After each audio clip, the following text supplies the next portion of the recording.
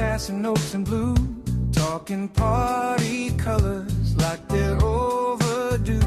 The old brass on the wall keeps asking what went wrong, but the new crew smiles soft and hums a borrowed song.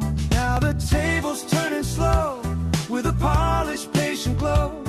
Everybody in the room feels the current start to grow. Come in some Kool-Aid, sipping by the poolside. Communism Kool-Aid, say it with a straight face. Voters in the cool shade, passing cups around the parade. Communism Kool-Aid, and nobody knows what to say.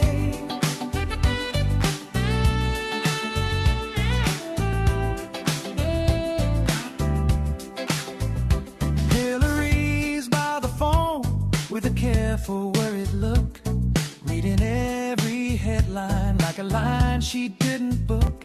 She sees the banner shift, she hears the easy cheer, and the whole old playbook starts to fog up in the rear. Now the table's turning slow with a polished, patient glow. Everybody in the room feels the current start to grow. Communism Kool-Aid, sipping by the poolside. Communism Kool-Aid, say it with a straight face. Voters in the cool shade, passing cups around the parade. Communism Kool-Aid, and nobody knows what to say.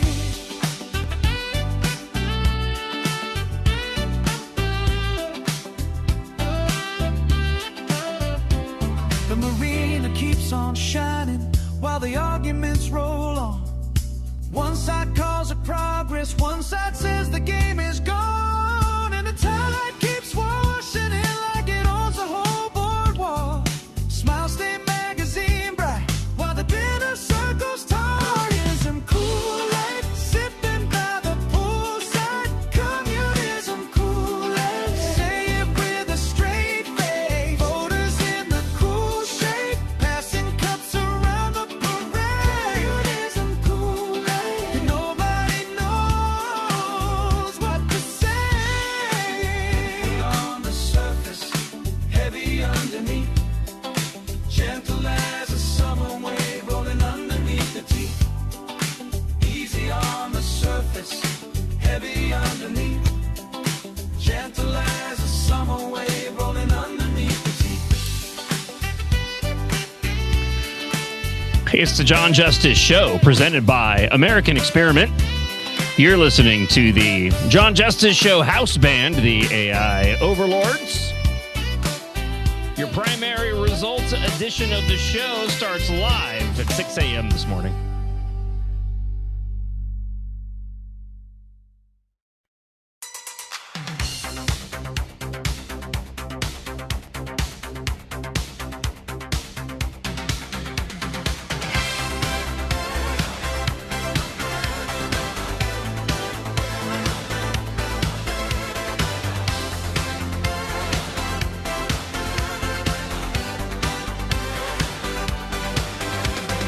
Hundreds on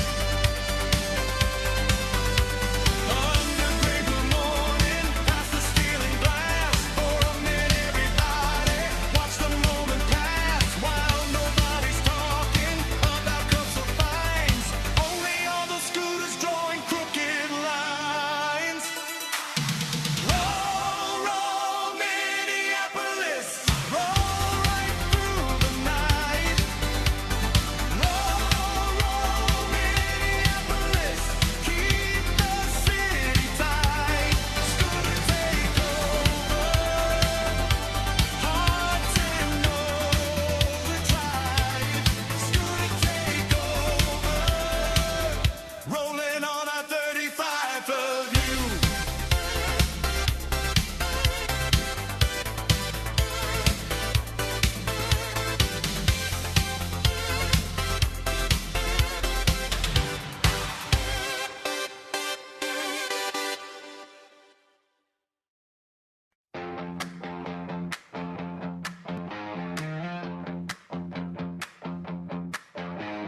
Monday talk hit hard like a match in dry grass. Words crossed the room fast and nobody took it back. 3 months till the vote, still the air turned black. The names got thrown around, then they came right back. You can shout all day, you can paint that fear, but the crowd still sees what's really near. Ballot box fire, ballot box fire. You can't scare truth down. Ballot box fire, ballot box fire. We see through the smoke now. Democrats got dragged with a label and a sneer. Socialists, communists, same old drum in our ear. But the street outside got its own reply. Moms at the crosswalk, kids with sharp eyes. You can sell that storm, you can sell that blame, but the same old trick has a tired frame.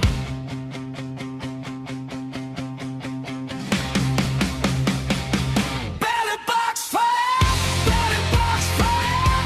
You can't scare truth down. Ballot box fire, ballot box fire. We see through the smoke now. Let the panic talk, let the headlines spin. People know a mask when it's stretched too thin. Not every loud mouth tells the whole damn room. Not every dark word turns the day to doom. Whoa, whoa, whoa, whoa, whoa, whoa, whoa. Ballot box fire, ballot box fire. You can't scare truth down. Ballot box fire, ballot box fire. We see through the smoke now. Monday talk fades out, but the vote still stands. Same old fear gets sold in the same old hands.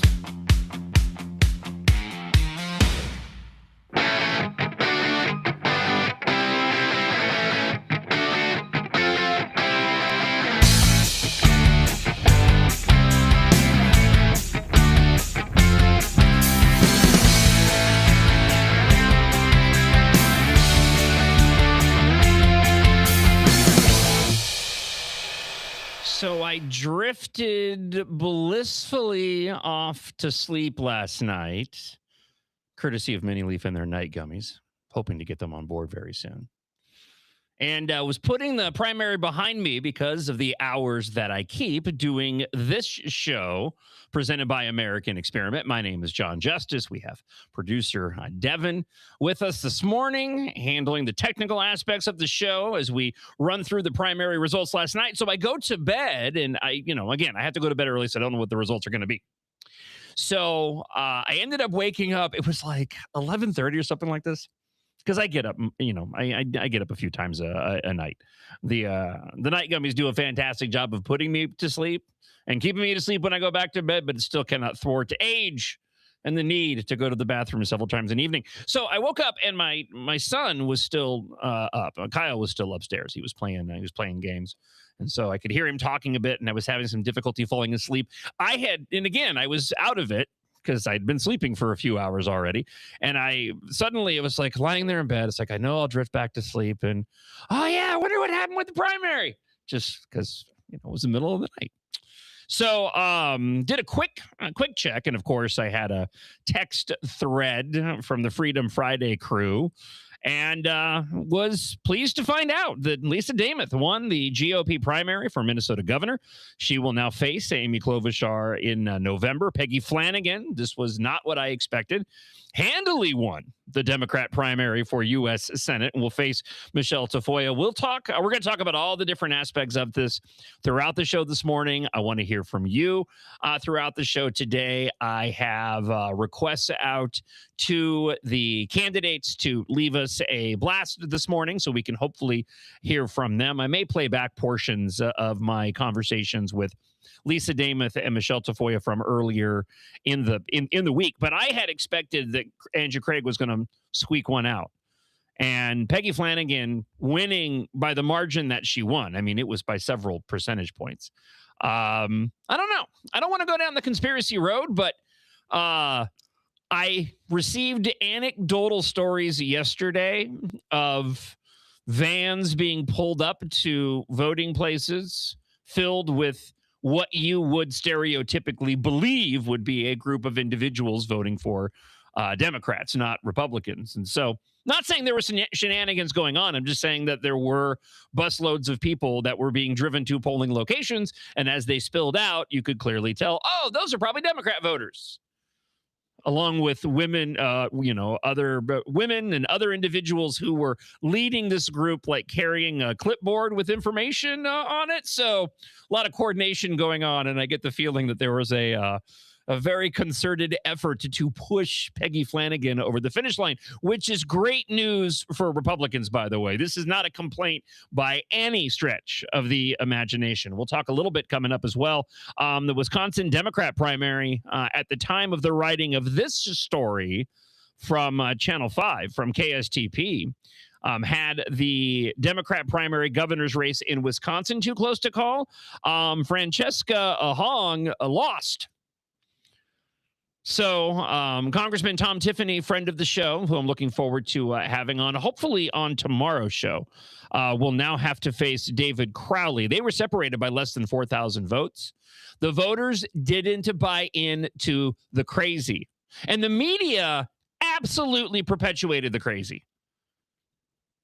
I'll have further thoughts on this during the show this morning. But the media craves compelling storylines, and sometimes compelling means often weird. And in this case, they probably did Hong a disservice, because if it hadn't been for the amount of coverage that she received, she might not have even have been this close. But thankfully, the Democrats rejected crazy. Now, that being said, I would have much rather have seen Francesca Hong going head to head with Congressman Tom Tiffany other than David Crowley. But this is the landscape that's there for the people in Wisconsin. So just a couple other races to note. What was supposed to be a highly competitive DFL primary ended up being a bit of a runaway. Matt Little easily outpaced Matt Klein and Caleb Berg in a spendy 2nd congressional district race. The former state lawmaker, Lakeville mayor, will now face Eric Pratt in November to replace Angie Craig, the Republican. And this is going to be a fun one to watch, because Matt Little is a crazy person. This dude's he's a nut bar. I actually have some audio that I did not get the opportunity to share with you from Farm Fest last week that we will play on the show. Scott Jensen ended up winning the state auditor race. According to the piece here from KSTP, showing the power of name recognition over party support. So the former gubernatorial nominee who lost to Governor Tim Walz may have a strong chance to claim the statewide office, with Zach Filipovich running on the DFL side to replace incumbent Julie Blaha. Similarly, former state representative and judge Tad Jude handily won the GOP Secretary of State primary. He'll try to unseat Steve Simon in November. Hennepin County Attorney Mary Moriarty not seeking re-election. 5 candidates ran to succeed her. State Representative Cedric Frazier and former U.S. Attorney for Minnesota Anders Folk advanced and will now face off in November to replace Moriarty. Of course, they're dealing with the ridiculously stupid ranked choice voting in Hennepin County. And I'll have, this is your preview. We're going to get into all of this. We're going to hear from you. And I want your blasts throughout the show this morning. We already have a handful that have come in from overnight, and I'll be sharing those with you in just a moment on the show. 612-584-4565. Again, 612-584-4565. If you would like to email john.justice@americanexperiment.org. And then again, the last on here was the Democrat primary in this with the Wisconsin governor's race. They were saying it may still go to a recount, but my understanding before I left this morning, at least Fox News, I believe, was reporting that perhaps a recount wasn't necessary because David Crowley had pulled ahead of Hong. And again, I bring that up for two reasons. One, there are, our neighbors here in Minnesota, and two, that was a race that, of course, was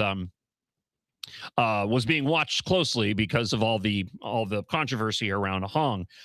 Channel 5 is reporting. Christy Swanson posted last night, reports that Mike Lindell will not concede, saying that there were anomalies in the numbers that have come out so far.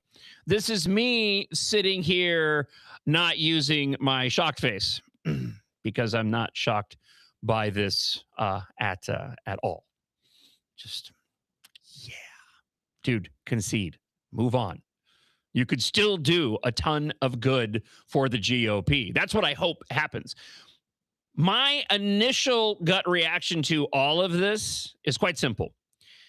This is the best GOP slate possible, in my opinion. Again, this is not an endorsement of any candidate or even saying that these are the individuals that I voted for. This is just my view of where the GOP stands in their chances in November. This is the best chance that the GOP has to notch some victories seldom seen here in Minnesota against what I also believe is the worst DFL slate that the GOP can take advantage of.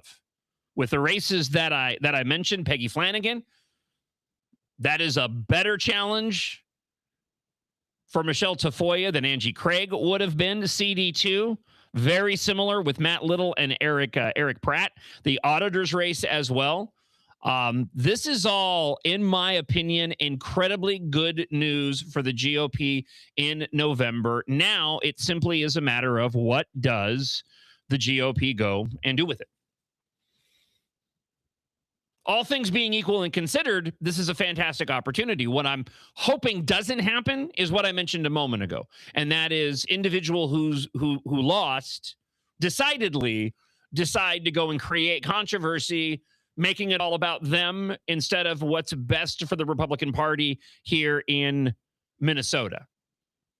We're going to get heavily into this coming up next hour on the show. I want to wait for the audience to arrive. We have a lot of late arrivers here on the John Justice Show presented by American Experiment. And as I mentioned, I'm hoping to hear from some of these candidates throughout the morning on the blaster line. Speaking of which, let's go ahead and go and get some of your thoughts. These rolled in from overnight to 612-584-4565, giving you the opportunity to have your voice heard here on the John Justice Show presented by American Experiment. Hi, John. I don't like the results tonight. Pumped Lisa Damas won, but I can't get behind Michelle Tafoya. It's going to run counter to what you have said, but she's pro-choice. DJ from St. Michael. She's pro-choice. I can't get behind killing babies, so how the heck do I redo this? Well, okay, first off, you do you, right? You stand by your convictions. You do what you believe is correct. I'll just say this in response to your comment, though. What do you think Peggy Flanagan is? I mean, she's not pro-life. And she goes to the extreme on all of the issues. I understand. And we talked about this in the audio that I have of the replay of Michelle Tafoya. We addressed this directly, and she specifically said these are her views. I don't want to put words in her mouth, but my understanding was these were her views regarding abortion. And she said that she does not want any taxpayer dollars going to abortion. So I understand and I can respect your frustration that you have a candidate who belongs to your party that is the nominee now. But in my view, not going and voting and not being involved is a vote for Peggy Flanagan. And Penny Flanagan is, in every way, shape, and form, despite maybe having some similarities in terms of their views on abortion, on everything else, Peggy Flanagan is completely off base and a far left radical, wherein Michelle Tafoya isn't. So I guess that would be my encouragement to you. The quintessential don't throw the baby out with the bathwater. Let's go and hear from Chris in Savage this morning on the John Justice Show. Hi, John Justice. Chris from Savage. I supported Lisa DeMuth in the primary, and I'm glad she beat Mike Lindell. I respect his consistency about the defamation cases, the intensity of his 2020 claims that didn't really hold up in court, and his refusal to concede a straightforward primary left me concerned about his electability. That's why I chose DeMuth. She seems more grounded for a state right race. Anyway, happy with the results. God bless everyone who voted, and now let's unite behind our Republican candidates to bring some sanity back to Minnesota. Take care. From your blast to God's ear this morning on the show. And thank you for the comment to 612-584-4565. Hey, John. Happy Wednesday. On here. A lot of big deal in the media is being made about Trump's Air Force One switcheroo. I don't remember them making that big of a deal when Joe Biden was suddenly whisked away from Las Vegas. We could all hear his palsy or stroke or whatever he had. That never happened, though. Have a great day. I know. So with what Hans is talking about, I disagree a little bit with his comparison. I understand the media's focus on, and we opened the show yesterday for those that maybe are just catching up. As more comments roll into the blaster line. President Donald Trump, going back to July 8th, traveling from Turkey back to the U.S., there was reports of a credible threat to Air Force One. And the Washington Post reported that, and there's not photographs of this as well, at least photographs of the potential of this event actually taking place. But the Washington Post reported that President Donald Trump was put on a catering truck after boarding Air Force One. And that catering truck was then taken to a C-32A military aircraft, which became Air Force One. And Air Force One acted as a decoy as both Air Force One and the president in a separate aircraft traveled back to the United States. However, there's a wrinkle in all of this, which I heard this morning. I was listening to the Tim Pool podcast, and I missed seeing this in the prep, but there's a new angle on the story that, because there was photographs that were released that show this catering truck underneath Air Force One, and the line in the media is that this is the moment when the president was taken off of Air Force One, put on the catering truck, and then taken to a separate plane over safety and security concerns that Air Force One was going to be targeted by the Iranian regime. However, there are also reports that when they arrived back in the United States, the president actually exited from Air Force One. So people are questioning, well, how did he get from the plane that he took and back onto Air Force One after they arrived without everybody seeing? The scuttle is this, that it was all a setup. So and this would actually make sense to me. So the rumor is that transfer of the president never took place. The president was always on Air Force One. They faked his being transferred because they were trying to draw out individuals within the administration who have been leaking this information. So they put forward this idea and said that they were going to be moving the president internally. So some staffers knew and Secret Service knew, but it never happened. And the reason they did that was because now they can go and track down whoever went and leaked this top secret plan that never actually occurred. It sounds like something out of Mission Impossible, I know, but when you actually like look at the lay of the land, because I was questioning, like a lot of people were, how in the world are individuals aware of this? I mean, how does this get out that the president was used as a decoy? You wouldn't want that to become public knowledge, because what if they have to do it again?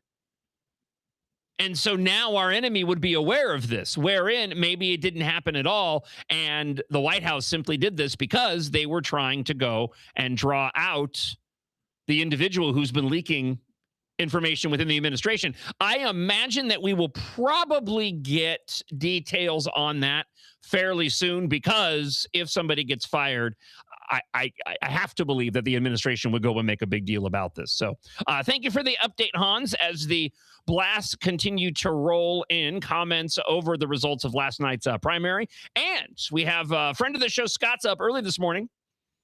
So he's talking about the results of the primary last night. I'm just looking at a little bit of the transcript here. On the Scott Kahn level of enthusiasm, 1 being the least enthusiastic, 5 being the most enthusiastic. And let's consider, too, it's 6:19 in the morning here, Central Time, on the John Justice Show, presented by American Experiment. Producer Devin, where do you think Scott's going to land on the Scott Kahn level? I know it's early, but I think he had his coffee today, so I'm going 5.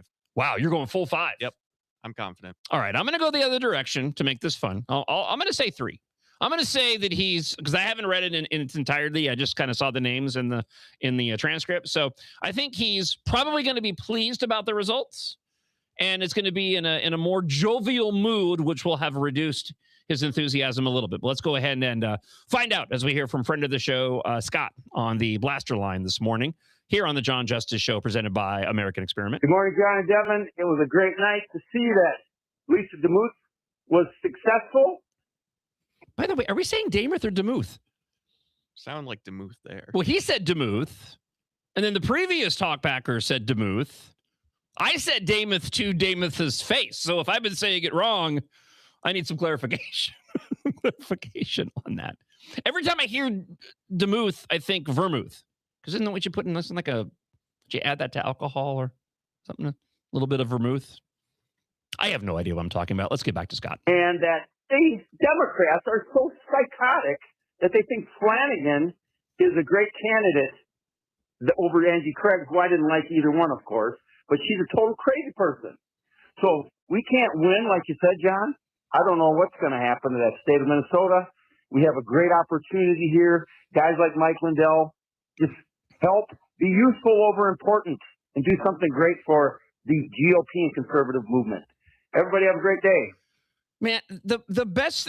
So first off, I'm gonna give him a, maybe we'll split the difference. What, 3.5, 4? He wasn't quite at a 5, but I also don't think he was at a 3 either. I don't know. Where do you, Devin? I'll let you decide. That's a tough one. Definitely not a 5. Definitely. Closer to a 3 than a 5. So. All right, we'll split the difference. Yeah. We'll say we were even this morning. The best thing that could happen right now, and I'm gonna beat this drum all morning long. And I don't have much confidence that this is going to be the case. But the best thing that can happen right now is for those GOP primary competitors that lost to get behind the individuals that won, especially people like Royce White and especially Mike Lindell and Adam Schwarzy. I didn't mention this, but Adam Schwarzy defied the polls. He did much better than the polling had been forecasting leading into last night. And I think he's young enough. He's got a fantastic background. I've really enjoyed his time on the show, and I think he has a bright political future ahead of him. And I hope that he and the others across the board all coalesce around the candidates. I don't want any unnecessary infighting, because if there is, and I have evidence of this coming from both Royce White, who apparently now is launching a presidential campaign, and Mike Lindell allegedly not wanting to concede. At this point, you go and do something like that, and you're making it about you. You're not making it about what's best for the party anymore. You're not making it about what's best for Minnesota or the country. You're making it about you. But again, my confidence level is low that is going to happen. Friend of the show, Brandon, has thoughts about the results from last night. Hey, John. Brandon Control. So, to the guy you just played on the blast line about Michelle Tafoya, I mean, I get his point, but we have a strong candidate. Yes, she's pro-choice up until 12 weeks. It could be worse. That governor or whoever in Massachusetts just enacted a law that allows abortion to the day of birth. And that's what Peggy Flanagan supports. Yeah. Like, come on, dude. Get behind the GOP. Let's get these people pushed through so we can change Minnesota. Have a great day. Have a great show. Maybe we can start a new initiative. And maybe the new initiative is, if you can't hold your nose and vote for a GOP candidate on a particular issue, at a bare minimum, do your best to try to get somebody to go and vote in your place who doesn't typically go and vote. Maybe we can go that route. I will say that I should have mentioned this at the top of the show, but I certainly had a sense of pride yesterday, going to vote with Melinda and both Kyle and Logan together. It was great. It was great to be able to go and to have us all on primary day go and vote together as a family. So it was a proud papa moment. All right. I even sent it to the group. I got back home. I said, "Good job voting, everybody. Way to go. You did your part." All right. Your comments are still rolling in to the Blaster line, 612-584-4565. We're going to get back to those here in just a moment. I do want to talk briefly coming up about how Francesca Hong ended up losing in Wisconsin, and I have some audio to share, and just one more story from this lunatic who probably is not going to go quietly into the night regarding her political ambitions, even though I think we all hope that she does. For entertainment value, I hope she runs for office. But in terms of what's best for the people of Wisconsin or anywhere in the country, these are the individuals that we do not want running for office. And so we'll dive into that in just a moment. I want to play this for you. It's caught my attention as I was doing prep yesterday. Oprah Winfrey was on The View, just to add to the nonsense. They were talking about obesity and losing weight. I don't know why. It's not necessarily that reminiscent of it, but what Oprah says on The View, it reminds me of Fat Bastard from the Austin Powers movies, when he does the more depressed I get, the more I eat, the more I eat, the more depressed I get. As Oprah Winfrey tries to explain the real reason why people are obese. Listen to this here on the John Justice Show. All these years, I thought I was overeating. I was standing there with all the food noise, what I ate, what I should eat, how many calories was that, how long was it going to take. I thought that was because of me and my fault. Yeah. Now I understand that if you carry the obesity gene, if that is what you have, that is what makes you overeat.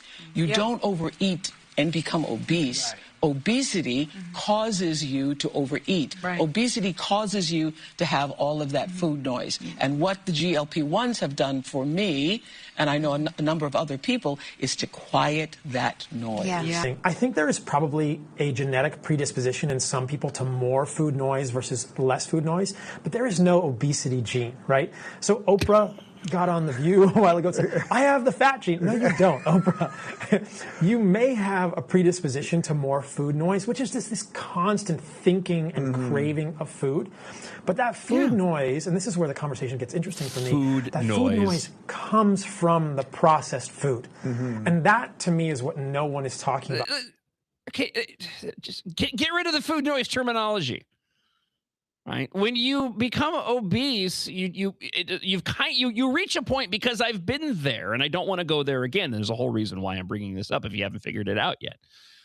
But when you are overweight, it just, you have less desire to eat healthy. You're like, I'm already overweight. What am I going to, I may make myself fatter, so I won't eat as bad, but it's just this perpetual cycle. And let me add one more element to this. Speaking of the GLP-1, was on YouTube yesterday, because typically when I go and grab lunch, which right now is a lunch based off of the plan from NutraWave, which is why I bring this up. I went to go and have lunch yesterday, and typically I go and throw on a YouTube, and Melinda was there with me just for a few minutes before I start prepping the show. And there was a video up of, it was from like Vanity Fair interviewing Jenny Ortega, right, the actress. She looks horrible. She must be taking the GLP-1s because she's as skinny now as Ariana Grande.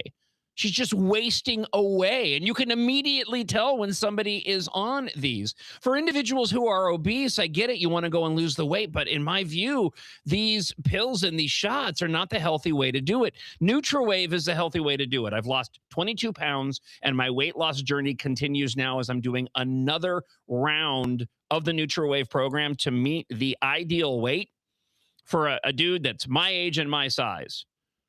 Right now, I am thinner than I've ever been since Melinda has known me, right? And this program absolutely works. There is no pills. There are no shots. 13 years and 31,000 men and women through this program, and Dr. Bob have lost weight on the program. Call today, 952-260-1965. Mention the keyword strike at 952-260-1965. Spots are limited, but if you do that today, just for finding out what the program entails, you're going to get an almost $300 value with a free red light therapy session and a truth metabolic scan. Individual results may vary, but I cannot say enough good things about this amazing program. If you're done with the yo-yo dieting and you want to lose the weight and through the program change your relationship with food, NutraWave, NutraWave.us is the way to do it. Individual results may vary. So call today, 952-260-1965 and mention that keyword strike. Good morning, John. Mike from Minnetonka. Apologize in advance. I was a couple minutes late turning you on because I listened to the top of the hour ABC News, and they're already trying to help Klobuchar with putting on a portion of her victory speech. I think that's a great sign for us starting out, and hopefully we can get some Republicans across the finish line this fall. I have audio to share with you next hour from Amy Klobuchar's victory speech. I'll just jump to my comments before I play the audio next hour. She couldn't even just do it off the cuff. She had it written down. I don't want to harp on that too much, but I'm watching this and I'm going, you were coronated in this position. You barely had to work for it. You had one challenger that Amy Klobuchar pitched a fit over during the DFL convention, some trans individual, and she was all up in arms that there was anybody challenging her. And yet you couldn't, for your victory speech, just speak from the heart on the issues. You had to go, of course she did, had to go and read from a predetermined speech. And listen, if the other candidates that did this as well, I would be just as likely to go and harp on them, regardless of political affiliation, because something like a campaign victory speech, just go with your gut. You've won. You're transitioning over now to a general election. And again, it's not that big of a deal, but it stuck out to me. When you're fighting in a primary, you're fighting against your party. Okay, and any opponents you might have. Amy didn't really have any apart from that trans person that ended up getting, some votes, but it was just minor in terms of the percentage compared to what Amy Klobuchar received. And so now you transition to a general. She's going to have to figure out what her line of attack is going to be against Lisa Demuth, which is going to be increasingly difficult for her because she can't go and tout the first female line. When it comes to tackling fraud, Lisa Demuth is already out of the starting gate, miles ahead of anywhere that Amy Klobuchar has been. So it's going to be fascinating to see how Amy Klobuchar decides that she wants to go and tackle running against Lisa Demuth. But I just figured, just speak from the heart. And nope, she's there with her pre-written remarks. And it doesn't surprise me. Again, not that big of a deal. I know candidates do it, but it was just something that stuck out to me when I was watching her comments. Let's get back to the blaster line this morning here on the show. Hey, good morning, John. In a while. Awesome results last night. Don't care about Michelle Tafoya, pro-choice. You're not going to win with a hardcore Republican. You're not. You need somebody who's moderate. Works perfectly. So, everybody, buckle up. Promote the fact that there is so much fraud in this state. Because you know the libertards are going to vote ICE and Trump. So, let's go in it. You know, and to that comment, and thank you, Robert. I'll just say too that there's Michelle Tafoya is very authentic in her beliefs. This isn't an individual who ran towards the middle. This wasn't an individual who needed to go and run for office. I truly believe that this is what she believes for herself personally, and she has had no qualms letting that know and just putting all of her cards on the table. I agree with your assessment in terms of who the most viable candidate will be, but beyond that, I mean, anybody who is simply genuine and authentic, stands a good chance. In that particular race against Peggy Flanagan, it's going to be an incredibly stark contrast and stripping away the ability, much like Amy Klobuchar and Lisa Namath, the ability of Peggy Flanagan to mount a successful campaign against Michelle Tafoya, because one of the major issues is completely off the table.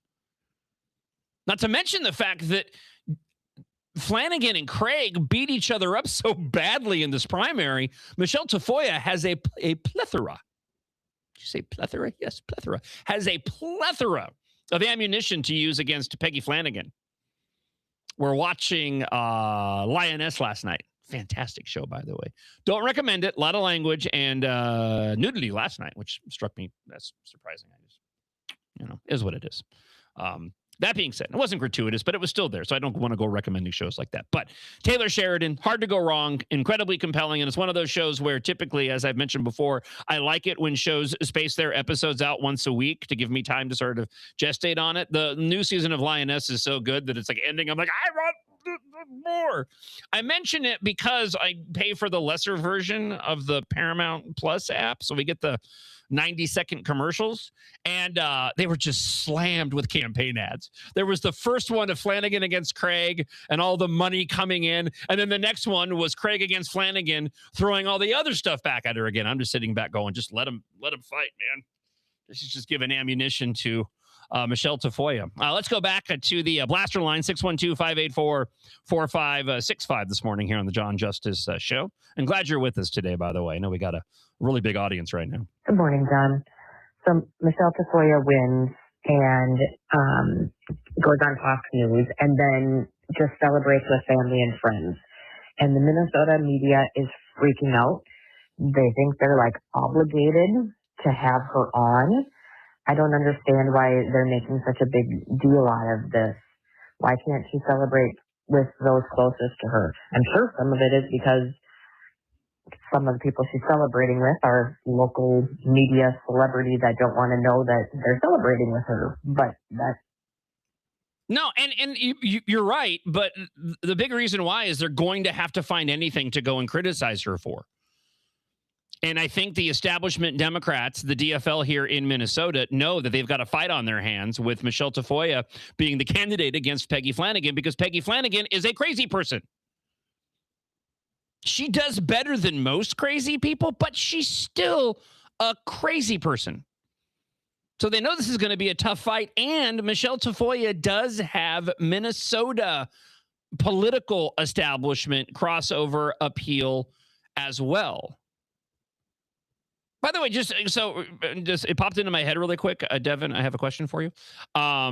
With Michelle Tafoya and her former NFL sideline reporting, do you have quick thoughts on Kyler Murray starting for the Vikings? I think it's probably the best situation for the Vikings to win this season. I'm still kind of bummed because I believed in JJ, but yeah, I'm not too upset. Where did he come from? Arizona. That's what I thought. Yep. I thought he came from Arizona.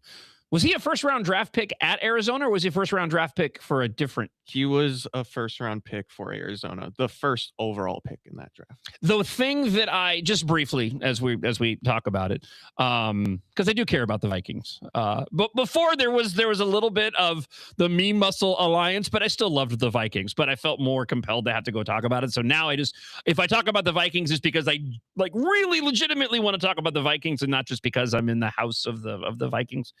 so to speak. But the one thing that has me excited about it, from what little I know of the Vikings, is that it seems as if the Vikings coach does a really, really good job with bringing out the best, especially in quarterbacks. Sam Darnold would be the example. So where Murray didn't do great at Phoenix, I'm like, well, under the Vikings coach, he may actually flourish, because it seems like he does, again, a really good job. J.J. McCarthy aside, he does a really, really good job with those players. Do you think that's kind of I think that's a very fair assessment. Decent assessment? Yeah, online? Kyler's had a few good seasons in the past. He has all the talent in the world, so. Kyler's Kyler always makes me laugh. Just a weird name. It is a very strange. It should be Tyler, but it's Kyler.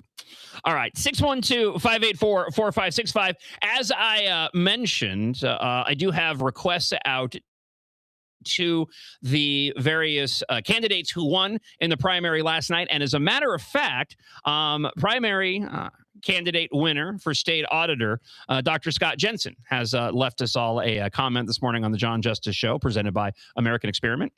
John, Scott Jensen here. Thanks so much for all you do for conservatives in Minnesota. I am thrilled at our landslide victory last night. I think having a Republican shining a spotlight on the issues that matter to Minnesotans can be pivotal in helping our economy and rebuilding trust. I'm ready to get to work. Thanks so much, John. Scott Jensen here. Scott, thank you so much for the comment, and I look forward to the first opportunity that we have to bring you into our brand new studios and sit you on the American Experiment sofa. And thank you so much for leaving a comment for the show this morning. I greatly appreciate it. Let's go back to the blaster line. Good morning, John. Rick in Virginia. Following the election results, interesting. I think there's going to be some close races, but I keep hearing these rumors that Donald Trump is going to declare a national emergency, and in that, got to prove you're a citizen, got to have voter ID, no mail-in ballot, same-day voting. That will help the GOP because it might be an honest election, which might give us a great advantage. We'll see. Very interesting in Minnesota and Wisconsin for sure. Have a great day. Rick in Virginia, you're going to have to send me the information on these rumors, for I have not seen them. I certainly will be down with that, though. Bring it on. Let's go back to the blaster line, 612-584-4565. Hey, John, great show. I'm glad that Lisa DeMuth won. I was hoping Schwarzy would win, but I'm sure you've seen the Alpha News story about the machines in Minnesota not being certified. I think that's going to give fuel to the, people who are the detractors. Once again, Minnesota screwing up with their voting machines. Anyways, glad the results have happened. But this is going to be interesting. Thank you. You can do two things at once on this. I have not seen that story yet about the machines not being certified. But two things can happen at once. You can call for an audit or an investigation into machines if you want to, and still go concede and support the individual who won the primary. You can do both. This is one of those circumstances where I'm more than happy to admit that back in the post-2020 election, even my thoughts when it came to the voting machines and expectations of what the outcomes of those investigations were going to be were completely wrong. I have yet to see any thorough investigation of any sort of voter anomalies regarding the machines to the extent where it could have gone and overturned an election, benefiting any individual who's been going and challenging this. And I just, again, it's wishes and hopes and expectations that I am keeping incredibly low, that what I hope in the losing GOP primary candidates coalescing behind the those who emerged victorious. Again, my expectations are incredibly low, but I'm praying that happens, because if that does, then the chances for the GOP come November are even better than they currently are. And as I mentioned at the top of the show, I do believe that right now, with this slate of candidates, this is the GOP's best chance to win these statewide elections, wherein they have just been unable to do so, especially against the chosen DFL slate, including Amy Klobuchar, because I don't think she wants this job. Let's go back to the blaster line. Good morning. Happy day after the election. Last night, Lisa Damas gave a little tutorial on how to pronounce her name. She told us all that it rhymes with Joe Namath. So if you can remember Joe Namath, you'll remember Lisa Damas. Okay, so I had it right. So it is Lisa Damas. Just want to clarify. Yeah, multiple people have chimed in regarding the pronunciation of her name. Let's go back to the blaster line. Also, you can leave an email too if you're not near a phone. john.justice@americanexperiment.org if you want to drop me an email. Morning, John. Regarding pro-choice comment, you could still be pro-choice but anti-abortion, so just vote for Republican. Like, I really like the FOIA. I didn't like what I heard that she was pro-red flag, but I'm still going to vote for her because the alternative is horrible. I think otherwise she's a pretty good candidate. Thank you for the comment. Again, 612-584-4565. Hey, morning, Eric from Brainerd. Gonna leave 2 voicemails, so just in case I get cut off. Good job, establishment, Rhino, GOP. Yeah, the head of the party reversed the rules, cooked the books for Lisa Damon to push her as the electable candidate. You and I know she's another Kamala Harris that sounds and acts like Hillary Clinton. She ran away from debates, didn't abide by the endorsement, had no achievements to speak of. Here's number 2. Eric from Brainerd returns, and he doesn't disappoint by bringing the ridiculous commentary. Oh, thank you for that. It was a matter of time, people. It was just a matter of time. He's back. Awesome.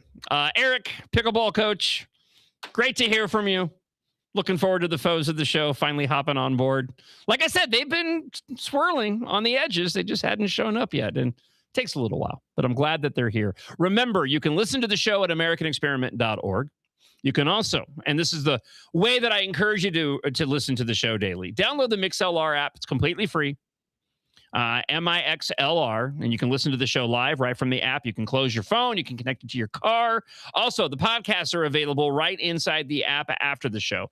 And you can watch, and the views are going up every single day. You can watch the show live on X at MN Think Tank or on YouTube and Facebook at Center of the American Experiment, and also on the John Justice YouTube and Facebook pages as well. So we wanted to give everybody as many opportunities as possible. And you can watch the replay of the show also on Facebook and YouTube and on Rumble as well. So another opportunity if you want to go back and watch the show. Let's get back to the blaster line at 612-584-4565 this morning here on the John Justice Show. Yes, our elections are finally going to get exposed. Michelle Tafoya is far more bright, far more well-known. If it's even close, we're going to know the shenanigans. But yeah, Michelle Tafoya is going to spank Peggy. It's going to be fascinating to watch, and I like your angle of, because I was thinking this exact same thing, that the races here in Minnesota are going to get a lot of attention. Now, the question is whether or not they get attention from the GOP in D.C. and the money starts rolling in, because typically it doesn't. Right. And especially in midterms, but in generals, too, just because of the lesser impact that the state of Minnesota has on the election as a whole. However, the opportunities here, despite the fact that Trump's endorsed candidate did not end up winning the nomination. But with Michelle Tafoya in the race, with Amy Klobuchar, the controversy around fraud, Lisa Damas, this female head-to-head matchup for the first governor being a woman here in Minnesota. Yeah, this is going to bring about national attention here on our midterm race, and I am here for it and could not be any happier to do the John Justice Show presented by American Experiment during this election cycle. All right, I want to get some more of your comments coming up. We're going to recap the election results and get into even more details coming up just after 7 o'clock. Let's go here briefly.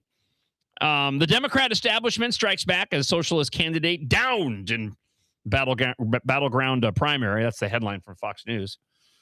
The Wisconsin Democrat gubernatorial primary, State Representative Francesca Hung, the Democrat Socialists of America member, was defeated by the Milwaukee County Executive, David Crowley. Crowley, backed by Governor Tony Evers, will face the Republican nominee Tom Tiffany in the general election, and the race is considered a top opportunity for the GOP to flip the governor's office. And as I mentioned, I'm hoping to get Congressman Tom Tiffany on the show tomorrow. I may actually reach out this morning and see if I can't. When I a little behind the scenes, part of the reason why I can is because wasn't able to grab all the email contacts from Me Muscle after I departed.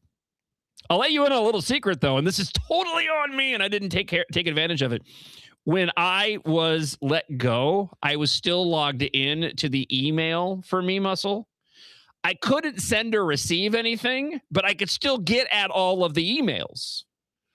So I had been shoving off because I went on vacation for those 2 weeks on the road trip 2026 with Kyle.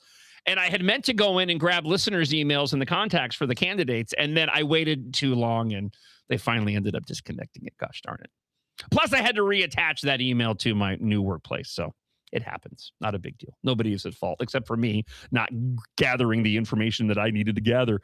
Yesterday, as they were heading to the polls, the socialist, Hong, walked out of the voting in the Wisconsin governor primary. And I think the writing was on the wall. You can tell based on her response to the news media that I think she knew that she was in trouble in that moment in time. Feeling good.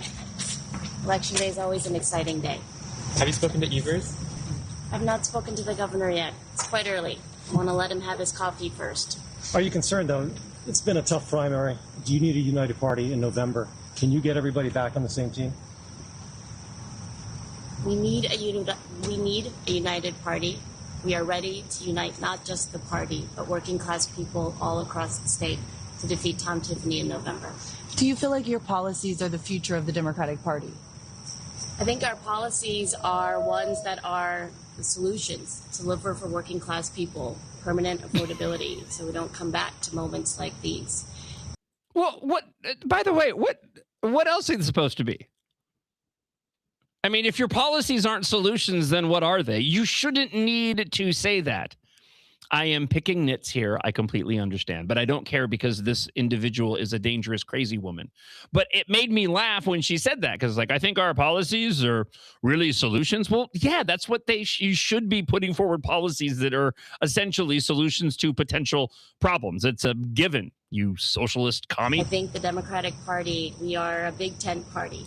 There's always room for better policies and always room for more people. Do you think you were prepared for this intense pushback that you've received, especially from Republicans framing you as far too extreme for Wisconsin? What's extreme is Congressman Tiffany, a longtime D.C. congressman, has voted against the interests of Wisconsinites over and over again. What's extreme is that he's an election denier. What's extreme is he continues to protect Epstein and pedophiles. What's extreme is that he has voted to help raise gas prices and make life harder for Wisconsinites. I think what people of our state are ready for, the good people of Wisconsin, are ready for a government that actually puts them first, not Trump. Oh, I'll just say it again. Whine more, you communist. Maybe we can get that on a State Fair t-shirt. Whine more, you commie. One more item of note on her, by the way. I grabbed this yesterday before the results came in, and I just, as if what we've heard of this woman wasn't enough to turn you off, despite her socialist views, her views on holidays like Thanksgiving as well. Apparently, she dished out a stomach-churning feast of the feminine in 2019. It was explicitly inspired by menstruation, featuring booze, Korean blood, sausage, and anatomical graphics. Just a year after her 2019 banquet, Hong sparked outrage by tweeting the call to cancel Thanksgiving. She wrote, "Cancel Thanksgiving. Should have done this in 1621. If it takes a worldwide pandemic for us to realize we should stop celebrating colonialism and the original super spreader event that killed indigenous folks and women, so be it." She boasts of being anti-capitalist business owner and has unleashed foul-mouthed rants at local industry groups like the Tavern League, branding them with vulgar commentary, according to the Washington Free Beacon. In another post, she complained about being surrounded by too many old white people at a local fast food spot. This is the consequence of the indoctrination that has taken place within our public education and university system. It used to be reserved specifically for our university system, but that wasn't enough for Democrats to grab as many hearts and minds, corrupt as many hearts and minds as they wanted to. Because, you know, you go through the university system and you're going to go one way or another. There's tons of indoctrination. They're mostly all liberal institutions peddling this Marxist socialist nonsense, but you also have individuals who prior were entering into the workforce and they were realizing, oh, the government's taking money out of my check. Maybe I'm for limited government and capitalism and things like that. It wasn't enough for the Democrats to get at those young adults in the university and college system, so they started gearing it down to younger and younger and younger. It's why the whole LGBTQ or LGBTQ, I actually said it right that time, LGBTQ, you have to say it really fast. We played a clip yesterday of a woman who was talking about how she was no longer saying LGBTQ, but she was saying LGBTQ. But it's the whole reason why that has entered into our public education system to children younger than the age of 18, because they need to indoctrinate them. And that is part of that Marxist indoctrination, the identity politics of it all. Your AOCs were the first inkling of that, and there's several other examples. But Francesca Hung is absolutely the quintessential example of that. The majority of the individuals on the Minneapolis City Council are examples of that. And as we talked about with guests here on the couch at the Center of the American Experiment studio, we know that they've had ample opportunities. I actually think we talked with Michelle Tafoya about this. They have had ample opportunities to go and see the error of their ways, and they simply have not gone down the right path. They have stuck to their Marxist communist guns, and this is where we've landed now. Thankfully, this individual was ousted. By the way, speaking of food, just a couple of really quick items here in the stack as we head towards the top of the hour. Happy Joe's. You familiar with Happy Joe's, Devin? No, I'm not. Okay. So there's an article from Bring Me the News. You know, I've been here, you know, I'm heading into my 11th year now here. I mean, on my 10th year. But I had never heard about Happy Joe's, but they say Happy Joe's and its famous taco pizza is arriving soon in the Twin Cities. I'd never heard of them before. It's an Iowa-based franchise. Oh, okay, so I thought this had been here and it left. Apparently, this is the first arrival of Happy Joe's. Founded back in 1972. Hey, that's the year I was born. Happy Joe's was the first restaurant company in the world to create a taco pizza, although many other pizza competitors have tried to mimic Joe's famous recipe. Absolutely no one can hold a candle to Joe's original Taco Joe pizza, according to the restaurant's menu. So maybe the great taco wars are going to expand from Taco Bell and Taco John's to Happy Joe's and their taco pizza. Speaking of the great taco wars in Blaine, this cracked me up yesterday. Again, just one more quick one. The comments are still rolling into 612-584-4565. We'll get to them in just a moment. But a friend of the show, Daniel Savage, posted this on X yesterday. So he went to, I don't know what sparked this. He went to a Taco Bell and he ordered 2 quesadillas. He got one from inside the store at the same time, and he also got one through the drive-thru. The drive-thru, there was a difference of about 2.3 to 2.5 ounces between the two. He posted pictures on them. The drive-thru one was smaller than the one he got inside the restaurant. And he actually put them on a scale and he weighed them both side by side. And the one in the restaurant came out to like some 9.2 ounces, wherein the one that he got from the drive-thru was like 7.5 ounces. And as somebody through the NutraWave program, you can weigh, you have to weigh the elements of food that you're having, right? That's how you don't count calories. You basically weigh the ounces of the particular food that you need to eat. I can tell you that that's a big difference of that 2.3 to 2.5 ounces. My guess is that the drive-through order they make quicker, so they're less inclined to spend a lot of time putting everything that's necessary in it for the sake of expediency. And you go inside, they're taking a little slower time, so you get a bigger burrito. I just wonder if that discrepancy happens all the time. Like if you were to order, let me put it this way. Like if Devin goes into Taco Bell, orders a quesarito, and then you send somebody else up and they order a quesarito, I would be curious if they were both the same size, or if you have that same discrepancy, or if it is really a drive-through versus dining inside difference. I was fascinated by it. I put a video up on TikTok. Thank you, Daniel. Got a lot of views overnight. Minnesota's first Taco Bell X restaurant, featuring self-service kiosks and an open kitchen design, opened in Carver. The new location, operated by Border Foods, prioritizes order pickups and offers a unique dining experience. I saw photos of it. It looks fancy. I'm assuming the food is all the same, but it did look very, very fancy. All right. Coming up, we're going to get to more of your comments from the Blaster line. Again, 612-584-4565. That is the number. If you would like to comment on the results, we'll run through all the results again. I have a ton of audio to share with you as well on the show this morning. If you want to email john.justice@americanexperiment.org. We'll take a quick break as we head into hour 2 here on the show, and I have a chance to preview some of your blasts that are rolling in as we await to hear from other candidates as well who won overnight. And I want to know your thoughts. Are you excited as a Republican? Are you excited about this slate of candidates that won? And how do you feel they're going to fare against the slate of DFL candidates that won last night? We're also going to get into the endorsement process because that's another big takeaway.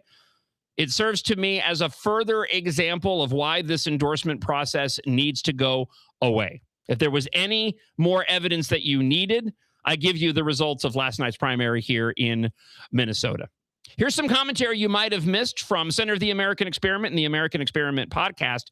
Here, they're talking with some of the lawyers from the Upper Midwest Law Center. Do not go anywhere. We're back in minutes here on the John Justice Show, presented by American Experiment. Think about it. Now that school's out for the summer, how are Minnesota students doing? Not very well. Minnesota ACT scores fell again last year and are the lowest they've been in 10 years. In fact, fewer than half of Minnesota students can either read or do math at grade level. Think about it. We used to brag about our schools. Now we're losing to states like Mississippi. Visit AmericanExperiment.org for more information. Think About It is brought to you by Center of the American Experiment, Minnesota's think tank.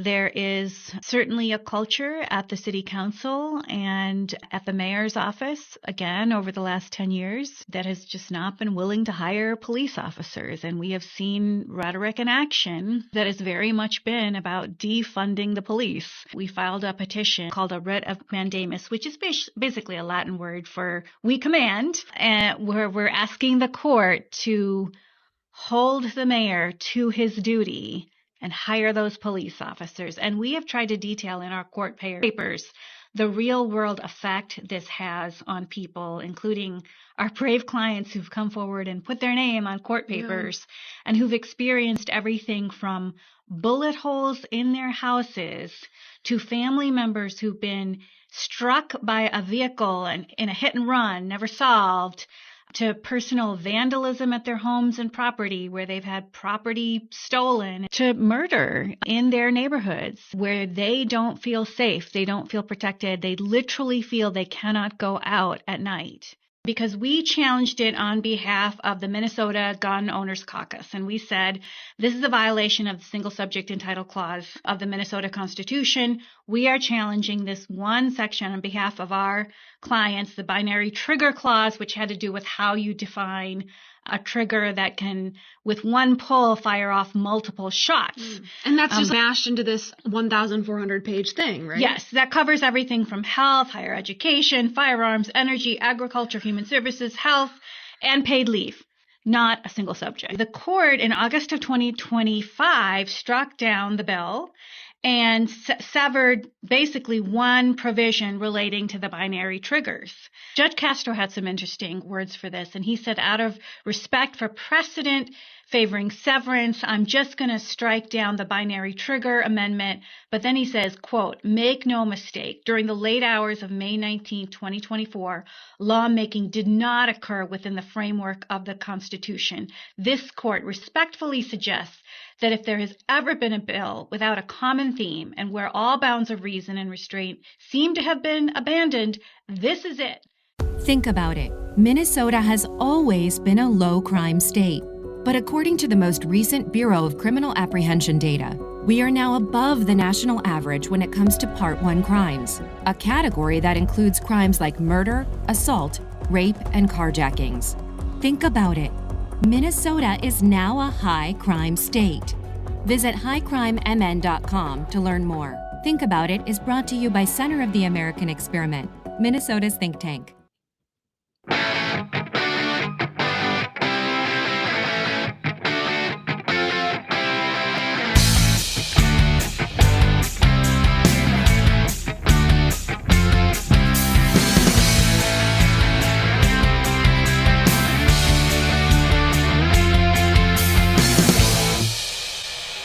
It's hour 2 here on the John Justice Show, presented by American Experiment and AmericanExperiment.org, where you can listen to the show live. Also, check out all of the fantastic articles, brand new pieces up today from the policy fellows here at American Experiment and the frequent guests on the sofa here in the studios at Center of the American Experiment. You can also listen live through the MixLR app. I encourage you to go and download it if you haven't done so already.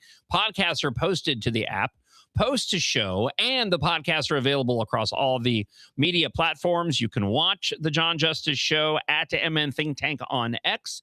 Also, YouTube and Facebook at Center of the American Experiment, and the John Justice Facebook and YouTube pages as well, JON, if you find them there. I know the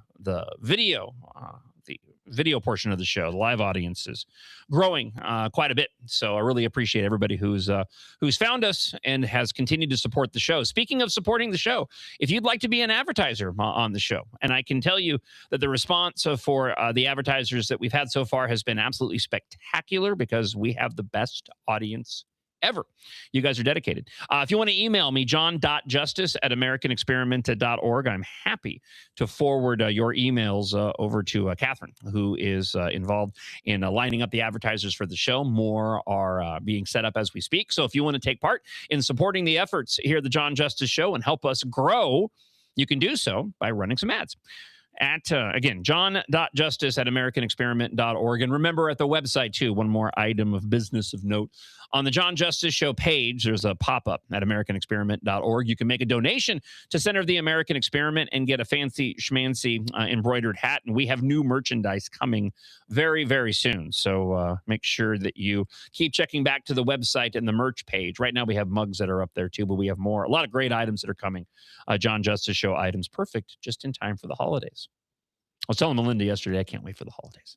It's going to be fantastic, especially depending on what the outcome of these midterms are going to be. Things are looking up, in my opinion, for the GOP. I feel like the GOP has the best opportunity that they've had, at least in the past decade that I've been here, to win statewide races that they've been unable to win, given the winners of last night's primary, and somewhat contingent on the response from those losers as well. We'll talk about that this hour. Of course, you have Michelle Tafoya easily going on to win the nomination in the Senate race. It's surprising to me, not so much that Peggy Flanagan won. I did think that Angie Craig was going to squeak out a victory, but it was the margin by which Peggy Flanagan won that really surprised me, and I'll give you details on that in a moment. Adam Schwarzy had a good showing, and I think he has a bright political future ahead of him, while Royce White apparently is now going to announce a 2028 presidential run, because it's all about Royce White.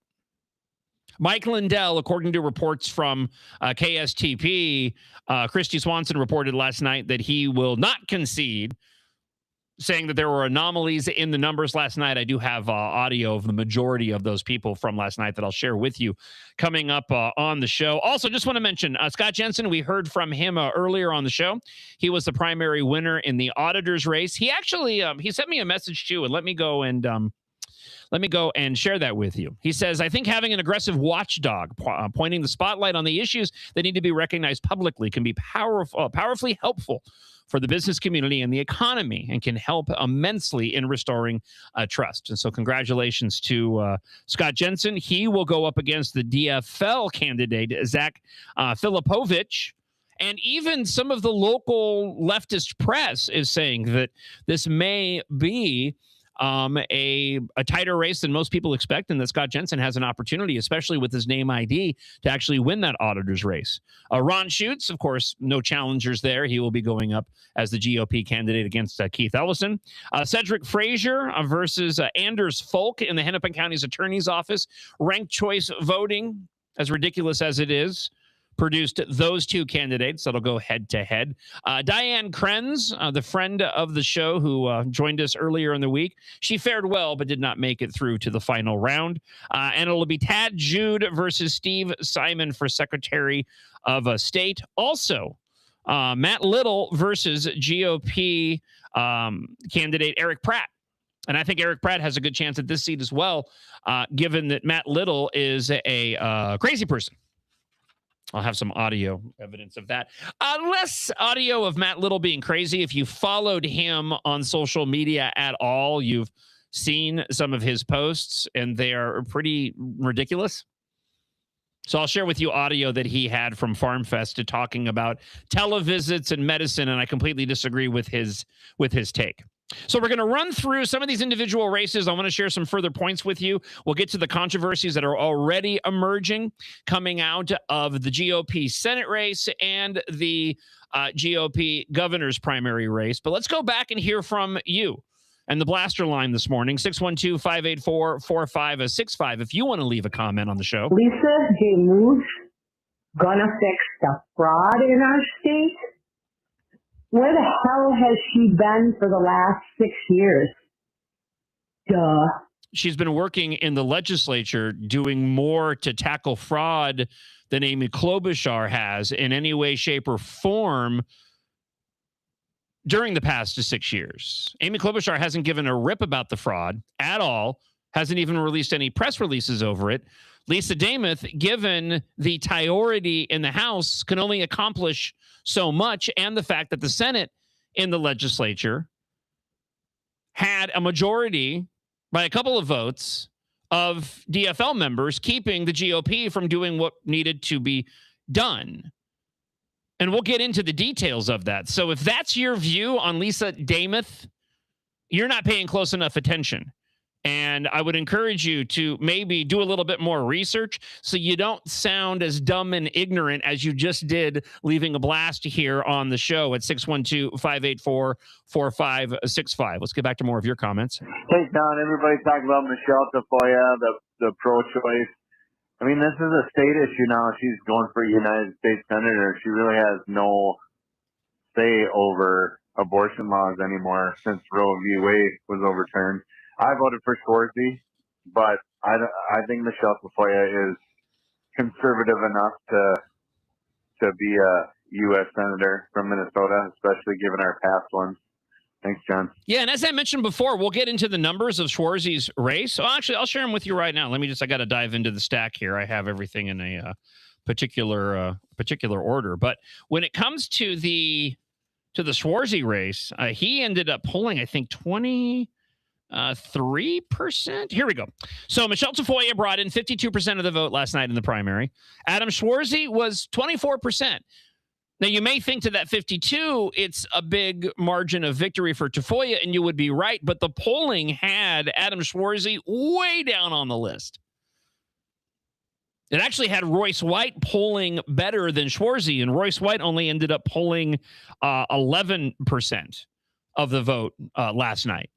So I think Schwarzy has a bright political future ahead of him, and, I hope that he gets behind Michelle Tafoya. But, I've been impressed in the times when I've had a chance to speak with him. Certainly was the last visit that he had to the couch here at American Experiment. And given his age, I think he has a bright political future ahead of him and had a really good, strong showing for, being a novice candidate. Let's go and hear from another friend of the show. Good morning, John. Bruce and Shakespeare. Hey, regarding Kyler Murray, not only was he a first-round draft pick for the Arizona Cardinals, he was also a first-round draft pick by the Oakland Athletics, or the Major League Baseball organization. So I think he's the first one to ever be picked first round in both sports. Anyway, have a good day. Thank you for that, Bruce. Appreciate it. Dovetailing off of our commentary from a little earlier this morning. Let's go back to the blaster line, 612-584-4565. John, connect the dots. Dominion Research dropped the lawsuit against the My Pillow guy on the machine fraud. Well, where were the machines? They were in Venezuela. Where do you think those machines are now? We know about the fraud. Which dots am I supposed to be connecting here? He's going to have to connect them a little bit better because I couldn't follow the logic there. But I do appreciate you leaving a comment this morning on the Blaster line, as I do with everybody who's letting their voice be heard this morning on the John Justice Show presented by American Experiment. And remember, you can also email. I'll get that to you in a second. Good morning, John. Penny in St. Paul. No real new comments or thought on this other than I am happy that Lisa won. I think Mike Lindell will be and continues to be a disaster. I think any Trump-aligned Republican candidate in this state for state-run elections or for state elected officials is just not going anywhere. I know some people say Lisa's not conservative enough. I think she's a great leader, somebody great for this state. You know, as far as Michelle Tafoya is concerned, I'm cautiously optimistic about everything. I do think you're right. We've got a nice, strong showing. And I'm glad you brought that. Thank you for the comment, because you raise some interesting different angles on this, and something that I hadn't mentioned yet. I mentioned it in passing, but I haven't combined the two different things. But going back to the idea of where are the lines of attack going to be for these DFL candidates. So Amy Klobuchar isn't going to have a leg to stand on regarding one of the biggest issue both sides of the aisle that Minnesotans are facing when it comes to fraud. Despite what that ridiculous talkback said at the start of playing these this morning, Lisa Demuth is miles ahead on her resume of going and tackling the fraud, and there's very little that Amy Klobuchar can go and point to. Okay. On top of that, I don't really think that Amy Klobuchar wants the gig. She can't go and talk about being the glass ceiling of being a female gubernatorial candidate or winner. So I don't know where her line of attack is going to be. She's not going to have the ability to go and say this is Trump's appointed pick. And if she tries to go and say that Lisa Demuth is going to be a rubber stamp for Trump's policies, again, without the endorsement that went to Mike Lindell, those arguments are going to fall flat. And I'm hearing, it's anecdotal, I'm hearing that there is this rift within the DFL of individuals who just yesterday went to go and vote, talking with local media, talking with other political commentators. Several individuals going, yeah, I voted for the DFL slate, but I didn't put in a vote for governor because they don't want Amy Klobuchar. Whereas Lisa Demuth offers up a viable option for an individual to go and maybe not vote at all, or to put forward perhaps a crossover vote. And when it comes to the Senate race, Peggy Flanagan's in a similar boat when it comes to Michelle Tafoya, as I mentioned last hour. The abortion issue is completely off the table. So I'll be very curious to see what the DFL has up their sleeve to go after these GOP candidates. Let's get back to your thoughts from the Blaster line at 612-584-4565. Hey, this is Sue from Greenfield. So happy that you're back. But my comment is about anyone who says that since my candidate didn't win, I'm not going to vote this time. Those days are long gone. That maybe used to be something that was fine. Everything is too critical right now. We need every vote out there. You need to get over your thoughts and think about the greater good. Those days are long gone. Have a great day. Well, and you're not going to be able to enact any change until you end up getting candidates into office. You have to win these elections. You have to establish these candidates in these particular seats, even if you want to have that candidate be replaced by somebody who maybe aligns with your values more. If you end up defaulting and letting the Democrat candidate win, it's going to make it even more difficult in the future for a viable GOP candidate that may align with you on every single one of your views to end up getting into office.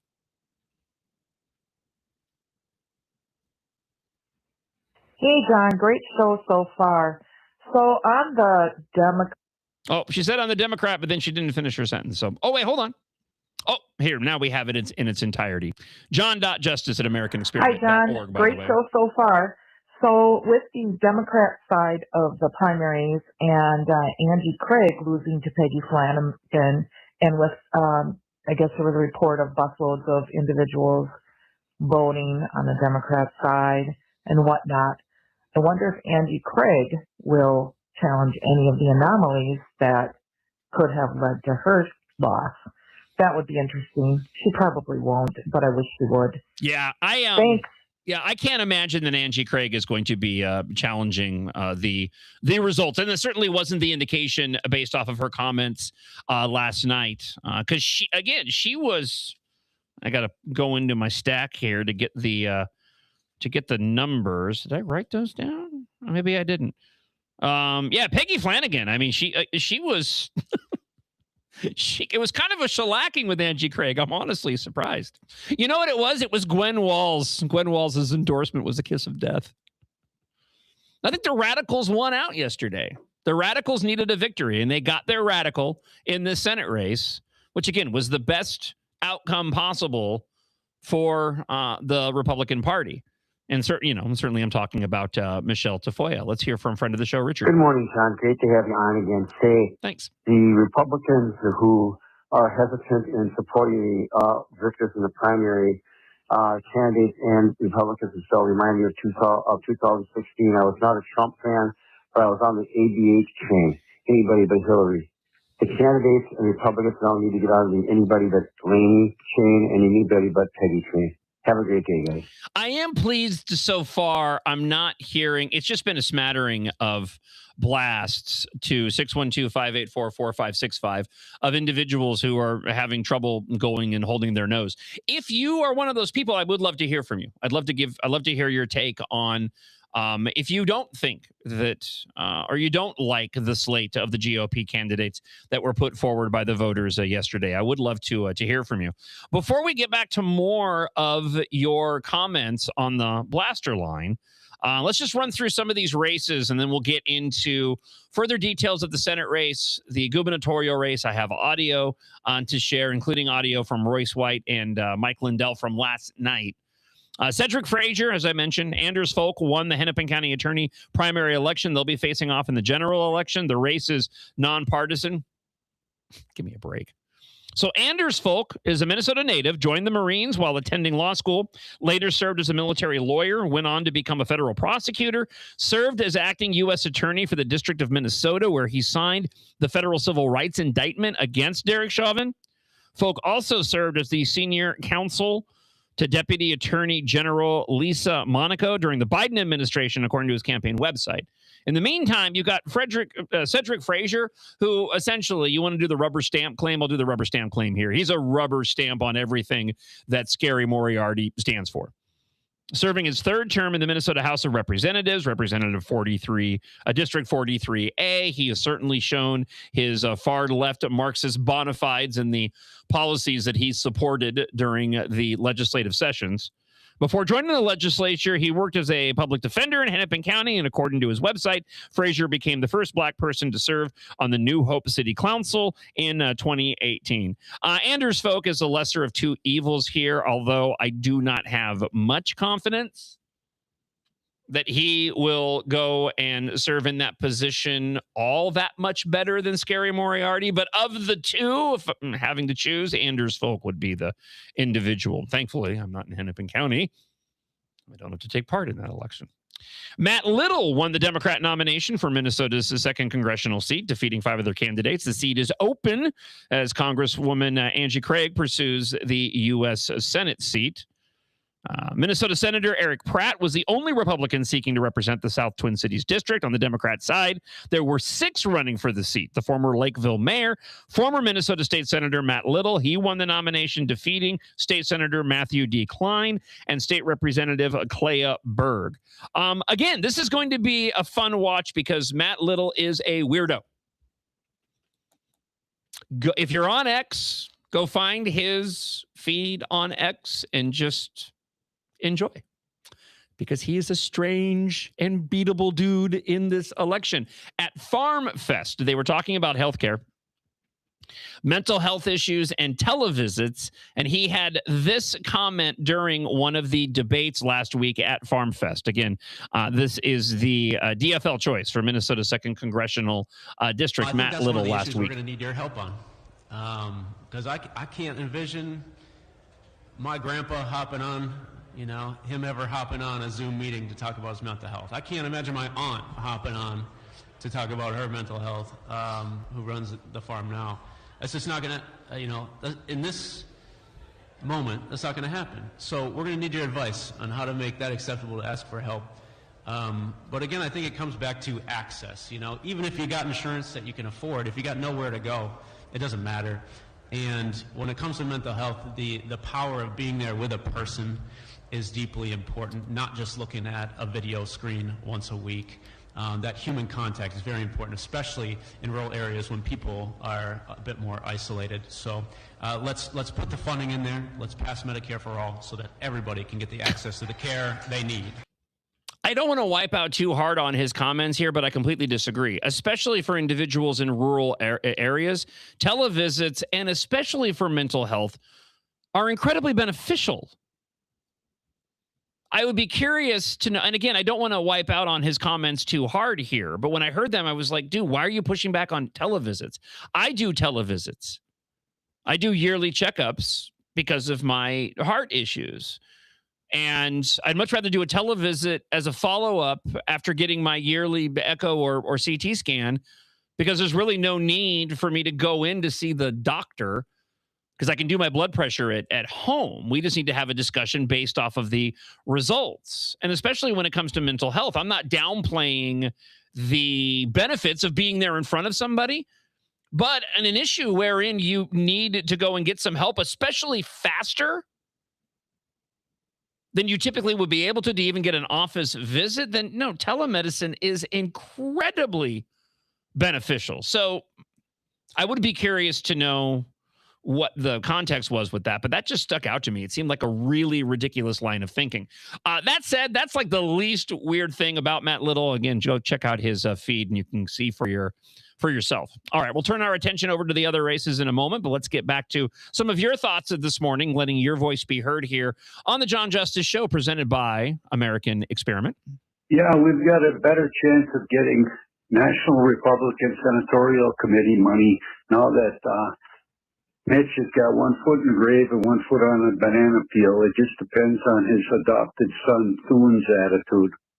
Thanks, John. Good job this morning.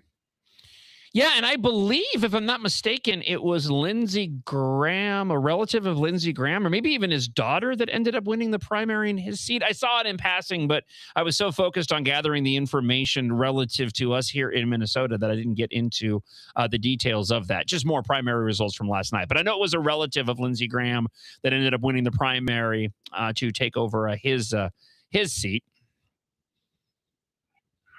Hey, John, I'm going to take a friendly approach this morning. I live over here in Wisconsin. Having hung out is the best thing. We can't risk having the worst, most dangerous possible candidate in. Good God, the woman said that she hated cheese curds. That'd be like a Minnesotan saying they hate the state fair and they want to give up the Vikings to become Packer fans. Well, we dodged one bullet. Now Tom Tiffany has to do his. Have a great day, John. Thank you. Yeah, I mentioned this earlier. I think that Hong in Wisconsin was the more beatable candidate, but I absolutely understand your argument of do we want to risk it?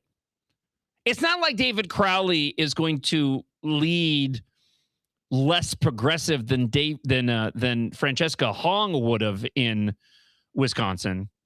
She is more aligned with probably passing more extreme policies, but they're probably not all that far off the mark off of David Crowley. I think that Tom Tiffany is going to be a really strong candidate, and I look forward to the next time that I have a chance to speak with him on the show. And like I said, hopefully that will be on tomorrow's show as we continue to get to your comments on the Blaster line. Hey, morning, John. It's the Mason Chat. I just want to stop in and say, I personally want Mike Lindell, but Lisa Davis is a candidate, and so we got to get behind her to defeat Amy Klobuchar and the swamp and fix what's going on in Minneapolis with all the crime, the homelessness, sex trafficking, and everything else. Let's invite ICE rather than try to stop them and get the National Guard in here to clean up all this mess. Great show. Glad that you're back. Thank you so much for the comment, Leaf. Remember, you can also email john.justice@americanexperiment.org. What a great morning, John. The world is healing. Eric from Brainerd is back. Yay. And Wong in Wisconsin is gone. What a day. Have a great one. Love the show. Take care, Robin Wayzata. Thank you for the comment. I don't know if we should be celebrating that Eric and Brainerd is back, but hey, I'm just glad of anybody who's listening to the show, foe or friend. If one thing we now know, he just can't quit me. Had the opportunity, just can't do it. Okay, I was never convinced that Eric was fake until today. They all come back for the justice. Either he's real and pays no attention to the political front in Minnesota, or he's completely fake. There's no way he said what he just said about Lisa Davis having no political career and has done nothing. Is he crazy? He's always just been an individual that says things. He just says things that are over the top, the most ridiculous. That's why I still believe that it's pickleball coach using a voice disguiser, because they're very similar to the ridiculous, completely nonsensical posts that used to be all over X for the longest period of time. So we heard from Dr. Scott Jensen early in the show this morning. If you missed any portion of the broadcast so far, be sure to go and check out the podcast. That'll be available up on the MixLR app, also on whatever platform you listen to podcasts, and you can catch a rewatch of the show on Facebook and YouTube for Center of the American Experiment and John Justice, where, of course, you can watch live as well. We'll talk about this briefly. In one of Tuesday's most partisan races, Scott Jensen did beat out Nate George and Will Finn. The current state auditor, Julie Blaha, DFL, is not seeking re-election after serving 2 terms. No word if she was sitting back sipping a White Claws last night while she watched the results. Congrats to those that got the reference. George was the GOP-endorsed candidate in this race. Jensen initially said he was running for governor this cycle before dropping out and pivoting to the state auditor's race.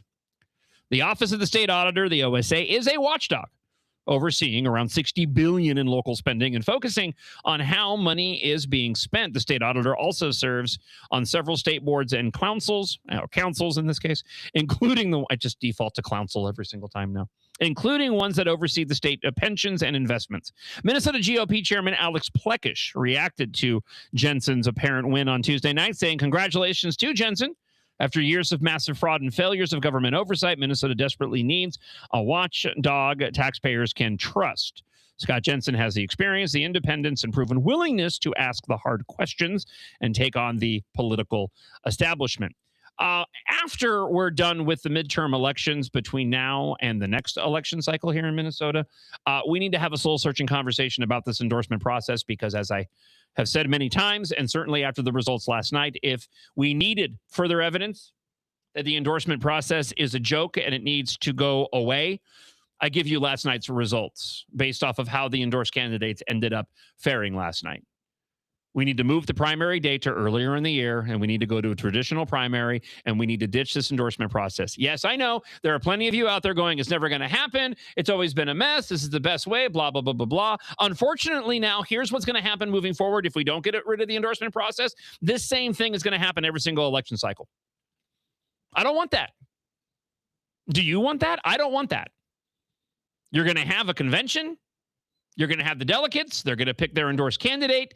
There's going to be somebody that says, I don't agree with it. I don't abide by it. They're going to have a strong showing within the polling, and they're going to end up pushing it to a primary, and we're going to be in exactly the same boat here. So rather than go through this exercise again, and I believe this exercise will happen in perpetuity, we need to start having, again, a soul-searching conversation about getting rid of the endorsement process. So coming up next, I got a lot of fun audio to share. I've been holding on to some gems this morning. I do have a couple of pieces of audio from Amy Klobuchar and Petty Flanagan after their primary victories last night. Also, Representative Emma Greenman did something very strange, taking to social media yesterday to support Petty Flanagan, but then exposing the hypocrisy of the DFL and the Democrats' views regarding dark money.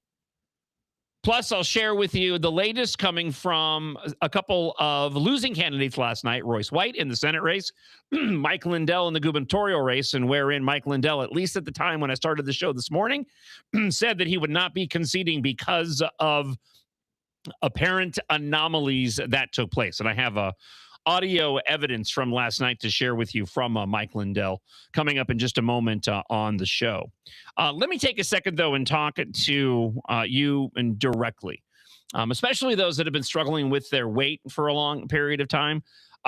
Your old self would be disappointed in you. I know that was the case for me. You used to own the room. You used to feel confident around individuals. The clothes that you love used to fit, and they don't anymore. But you can change all that, and you can change all that starting today.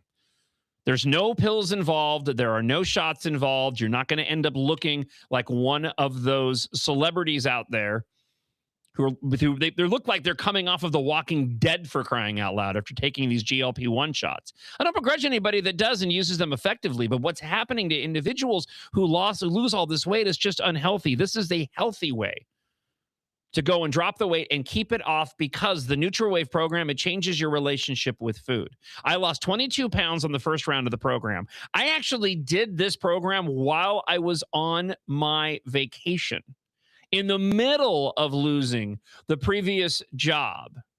That's how dedicated you become just through the course of taking the program. You see the results so quickly that it's encouraging to you. And just through the process of the program, you change your relationship with food. Because I ended my diet, lost 22 pounds, and went back to not being on a diet. I didn't put a pound back on. But I'm doing another round because I know that I can even lose more weight to get to what my body is supposed to be at in terms of my weight for a guy that's 54 years old and 6'1". It's an incredible program. I hope you'll take advantage of it. 31,000 people have already, and if you reach out today, you can get an almost $300 value Truth Metabolic Scan and a red light therapy session. You have nothing to lose, everything to gain except the weight. Call today. Mention the word strike when you call 952-260-1965. That's 952-260-1965. Mention the keyword strike. That gift is yours completely free as long as the spots aren't full. Remember, no pills, no shots with NutriWave, NutriWave.us. Individual results may vary. More commentary from you and the Blaster Line coming up in just a moment, 612-584-4565, as we continue our comprehensive post-primary day here in Minnesota election coverage. You can also email john.justice@americanexperiment.org. One of the latest songs from the John Justice Show house band, the AI Overlords, is already becoming a hit. I've made an edit of this, so I'm going to do an on-the-show dedication to Eric and Brainerd for his return or her return to the show, because if anybody is drinking the communism Kool-Aid, it's Eric from Brainerd.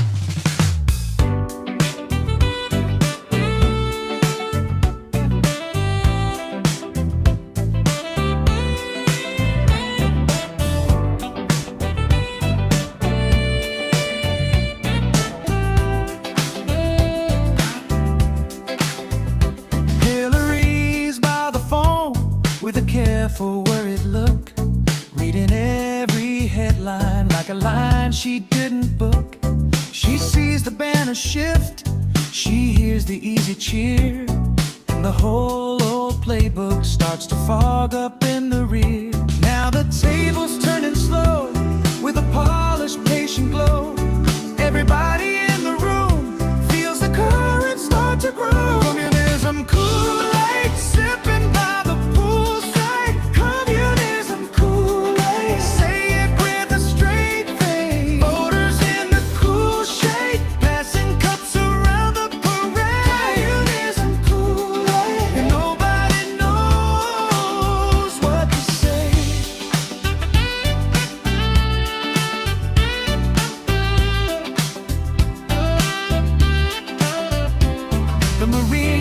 keeps on shining while the arguments roll on. One side calls it progress, one side says the game is gone, and the tide keeps washing in like it owns the whole boardwalk. Smile State magazine bright while the dinner circles tall. Communism Kool-Aid, sipping by the poolside. Communism Kool-Aid, say it with a straight face. Voters in the cool shade, passing cups around the parade. Communism Kool-Aid, nobody knows what to say. On the surface, heavy underneath, gentle as a summer wave rolling underneath the teeth. Easy on the surface, heavy underneath, gentle as a summer wave rolling underneath the teeth.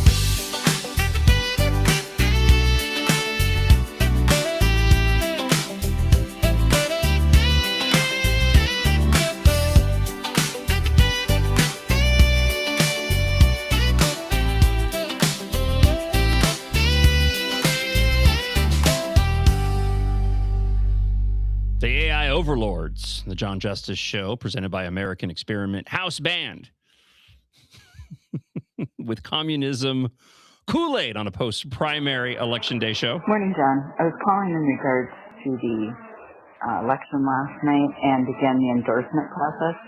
I live in CD3, and the person that got the endorsement at the CD3 convention off last night. So, really shows you we need to have the primary. Yeah. Let the people speak. Yeah. Have a great day. Yeah. I feel like there's some hidden reason why there are so many people that are still beholden to the endorsement process in here in Minnesota. I feel like there's like an ancillary reason that I've not been able to go and that I haven't heard that because I talk to individuals who I greatly respect, who are involved, the BPOUs who are, at the ground level, fighting the good fight, individuals who are responsible for successful elections here in Minnesota. And again, people that I respect, and they are just ardent supporters of the endorsement process. And I just do not understand it. I feel like there's something that I'm not hearing as to why people are so beholden to the process, because it seems like such a no-brainer to me. Let's get back to some of your thoughts on the blaster line this morning. Debbie from up north. Good morning, everyone. I'm enjoying the show like usual, and it's so good. But I was scrolling a little bit on my phone, and I hit something that said the information wasn't useful. Well, that was certainly an accident. Useful information that I really like to hear all the time. So glad that that lady in Wisconsin lost. And it's going to be an exciting ride. Have a good day. Did you understand the middle portion of that, Devin? Or are you just as confused as I am? The part about the useful information. Yeah, the useful information. I think sometimes on like social media, it's like, oh, was this information useful? I think she accidentally hit no. Oh, okay. Thank you for that. Sometimes I get so focused on the comments of the things around what they're saying that stuff like I'm like, what are they referring to? That's a good. No, that is a good poll. You're probably right. That's probably what it was. Was this useful to you? Okay. I'm not as familiar with that apparently. So Lisa DeMuth, what has she done for fraud?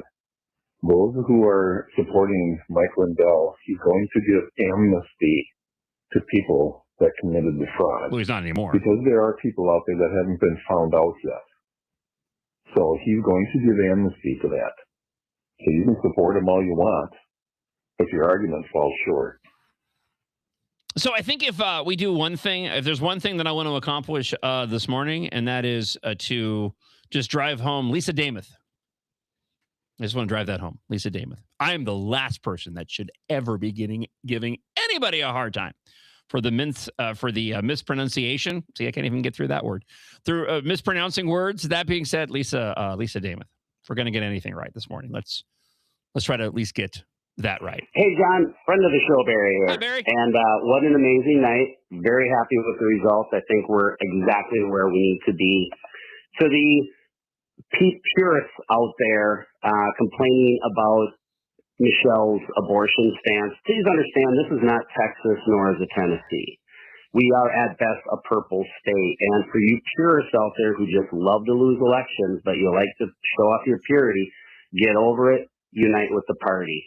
And for Schwarzy, I think he's got a great future in this state. It takes a few cycles to get where you need to be. So very excited to support him in future endeavors. Have a great day. Thank you for that. Greatly appreciate it. Let's go and let's hear from friend of the show, David. This is Dave from Minnetonka. I think Royce White losing gives him a better opportunity to be drafted by the WNBA and have a stellar career as a WNBA player. Well, he certainly is going to have ample opportunity unless he is true in what he said that he's planning on running for the presidency now. So before we get to more of your thoughts, again, 612-584-4565 here on the John Justice Show presented by American Experiment. Let's get through some of the results last night and further commentary. From Alpha News, Minnesota Lieutenant Governor Peggy Flanagan did win the DFL nomination for U.S. Senate last night. Flanagan bested Representative Angie Craig in a close and often bitter race for the DFL nomination. She said, "I am truly honored and humbled to be Minnesota's Democrat nominee for Senate." In a statement after her win, "Thank you, Minnesota. Thank you for everything." That's not all she said, though. She also said this when she was introducing herself to the crowd last night. Thank you. Chimi Gretsch, Minnesota. For months now, I have been telling you that this campaign was about the many versus the money.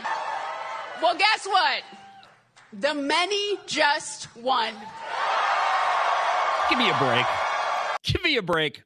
First off, I'm surprised she didn't say Libachaqua up on stage. I'm assuming that was something in the Dakota language. That's my guess, right? So, okay, that's fine. Probably attached to her heritage, but it would have been funny if she said, I can't even say it now. You got to say it fast. Libachaqua. I'm still not saying it right. I had it the first hour of the show. But this whole idea that this was the many over the money, give me a break already. Come on. During the primary, Flanagan attacked Craig for voting in favor of the Laken Riley Act. Craig eventually said she regretted the vote for the Laken Riley Act, routinely attacked the Trump administration. And ICE trying to appeal to the DFL's anti-ICE voter base and to compensate for Flanagan's attack. But last night, it proved to not work out. Craig, who served in Congress since 2019, refused to support many of the far-left proposals backed by Flanagan. Through the campaign, Craig argued that she was more electable than Flanagan and was the best candidate to keep the seat in DFL hands. Angie Craig, come on over to the dark side. Get behind Michelle Tafoya. You know you want to. You know you want to throw your support behind Michelle. Manifest it. I was doing some manifesting yesterday outside the show. I had made a comment. I don't want to say what it was, but I was making a comment about people posting on X, and like the moment, like within seconds of me saying it, that person went and posted on X. I was like, wow. I tried to manifest $1 million falling from the sky, but it didn't work. The 4-term Congresswoman also went on the offensive against Flanagan, accusing the lieutenant governor of benefiting from campaign contributions made by a company that builds ICE detention facilities. Flanagan denied that accusation. Polling between Flanagan and Craig showed a statistical tie emerging in the last few weeks of the primary. Ultimately, though, Flanagan's far-left anti-ICE agenda appealed more to the DFL primary voters than Craig's candidacy. Listen, I think that Peggy Flanagan's voting operation was better. Based off of the anecdotal evidence that I've heard of vans showing up at polling places and large groups of individuals who are clearly Democrat voters being guided by people with clipboards, keeping track of everybody, I think that the machine behind Peggy Flanagan was just more operational than that of Angie Craig in the end. The crazies in Minnesota needed a win. Tafoya had been polling far ahead of Adam Schwarzy and other GOP candidates throughout the primary. Her victory, along with Lisa Damas' win in the Republican gubernatorial primary, marked the first time in years that a statewide Republican candidate failed to win their party's endorsement, but went on to win the primary. Additionally, campaign finance records show Tafoya's campaign had over $1.3 million in cash on hand. Meanwhile, Flanagan's campaign had just over $1 million. Now, listen, the dollars are typically lopsided, and they certainly are when it comes to Lisa Damas' campaign versus Lamy Klobuchar. Hopefully that changes now that Damas has the nomination. But for Tafoya to have that much cash and more than Peggy Flanagan, it's kind of a big deal. So this whole money over people, people over dollars, however she worded it. Representative Emma Greenman yesterday took to X. This cracked me up.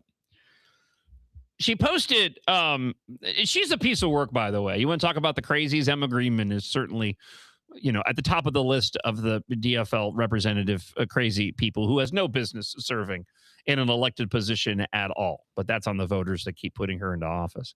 She says, we're about to find out if dark money can buy an election, not if we have something to say about it. Vote for the many over the money. That's what it was. The many over the money.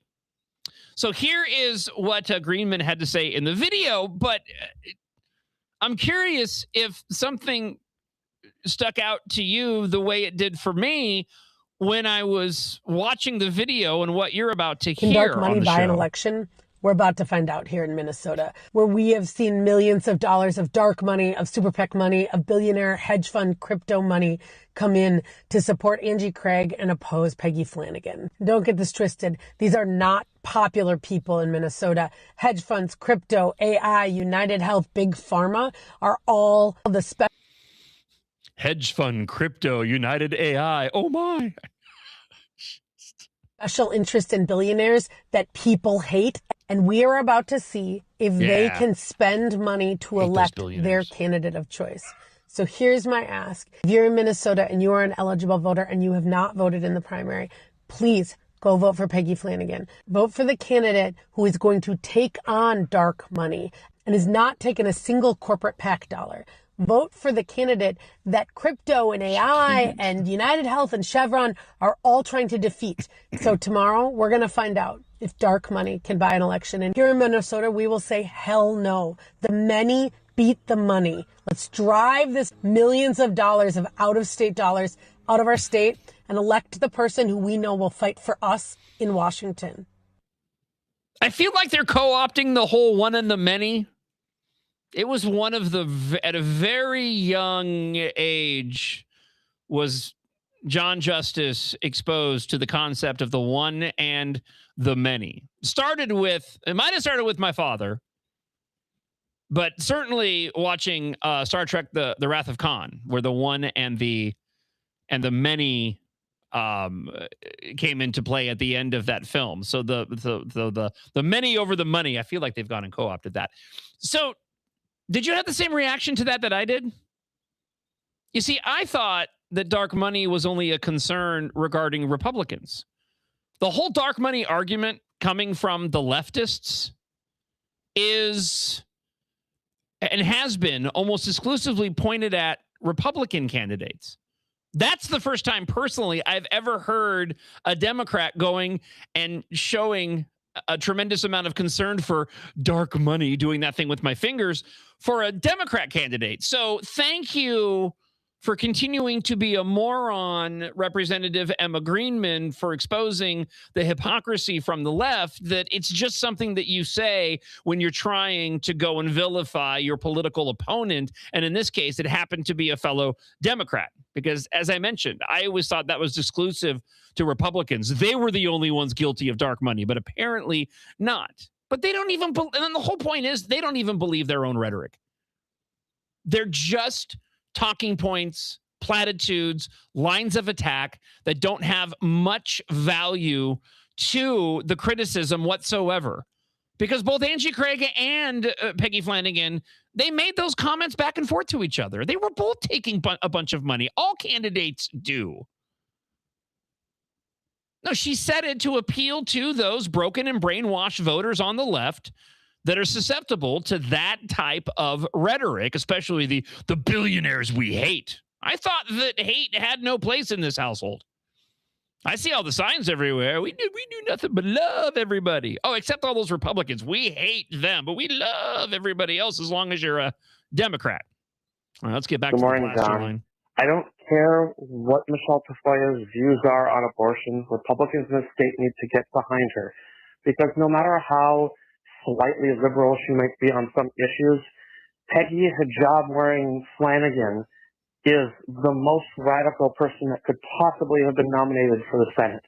And she's for abortion up to 6 months after birth. Thank you for the comment. As always, let's go back to 612-584-4565. Hi, John. So one thing we can learn from yesterday's results is KST Pace and Survey USA polls during the summertime are complete garbage. They were wildly off, and ironically enough, Alpha News actually did an X poll the day that Trump decided to endorse Michael Lindell. That X poll was actually more accurate than the polls from Survey USA and KSTP. So that's just my 2 cents, and onward to the general election. Thank you to everybody leaving comments this morning. I'm going to get to some of your emails here in just a moment. John.justice@AmericanExperiment.org. Let's go back to the blaster line this morning on the show. Hey, John, Charlie, and Egan. Say, I hope when we go into these deep dives of these races that you do the thing that FarmFest decided not to do, and cover all the candidates in the race. That would be beneficial for people to hear about all the candidates that are qualified, that are on the ballot in the race. Thank you. Appreciate that. I had an email that came into. Thank you for the comment on the blaster line. I appreciate it. I had an email that came into friend of the show, Mike, going back to Matt Little's comments on telehealth. Again, don't want to go down a deep dive on that as we continue to cover last night's primaries. But he says the reason Little is using Medicare for all to fight telehealth is to import foreign doctors without American training. The doctors have to serve 4 years in rural, underserved areas. After 4 years, the doctors get full American doctor status and move into metropolitan areas and import their extended families. North Carolina has the blueprint for this. So thank you for the comment, Mike, and the insight on that. I greatly appreciate it. A friend of the show, Tammy, writes into John. Excuse me. .justice@AmericanExperiment.org and says, the money versus the many? Are you kidding me? She was lieutenant governor through the fraud. So since she brought money up, show us the money. Show us your previous job how your previous job allowed the fraud to grow while fanning the flames of racism. Thank you for the comments. Again, if you would like to leave one, john.justice@AmericanExperiment.org. Let's go back to the blaster line at 612-584-4565. So I voted for Schwarzy and Nate George, and they didn't win the primary, but I'm still happy with the outcome. And I think, can we get off of talking about Mike Lindell? He didn't win. He can't answer a question concisely or even answer the question that was asked. As far as Michelle Tafoya, not my first pick because of some of her policies. However, it's head and shoulders better than the alternative, and if people will vote for the Republican ticket, then you're part of the problem, because then we're stuck with much worse. Again, 612-584-4565. If you want to leave a comment on the blaster line this morning, we have a lot more to get to on the show. Let's get into the gubernatorial primary race, because there is controversy coming out of last night that I want to share with you as we get ready to head in to the third hour here on the John Justice Show, presented by American Experiment. Lisa Damath, as we've been talking about, Speaker of the Minnesota House of Representatives, did win the Republican nomination for governor, defeating Mike Lindell and Kendall Qualls. Demuth, who ran on a platform of rooting out the fraud, lowering taxes, and improving education, will face Senator Amy Klobuchar in November. Klobuchar, who secured the DFL nomination, is viewed as the favorite due to Minnesota's leftward lean, although I am very curious to see what the polling data says now that we are past the primary. This is a little bit of Amy Klobuchar, just as a warning, from last night during her victory, doing that thing with my fingers speech. In Minnesota, trust is not given. It's earned. That trust comes with an expectation, which is results. Results that you can see and feel in your life. Results in making life more affordable, making our government work, and getting rid of the fraud. She's speaking from a script. And again, I know that there might have been GOP candidates during their victory speeches that did this. And if they did, it's kind of a bummer. It's not that big of a deal. It stuck out when I saw Amy Klobuchar's comments, because in a victory speech like that, why do you need a speech? You're in that in-between phase. Like if you're running in a primary and you're giving, a speech at an event, I understand. You want to have the comments in front of you. You want to be able to hit the points. You don't want to miss anything. If you're in the general election, the same thing is true. But for a primary, you're in that in-between spot. You're heading into the general. You've got the victory now. You should be able to stand there without a script in front of you, speak to the crowd open and honestly. And Amy Klobuchar apparently wasn't capable of doing that. And on top of that, I just don't buy any authenticity in what she's saying.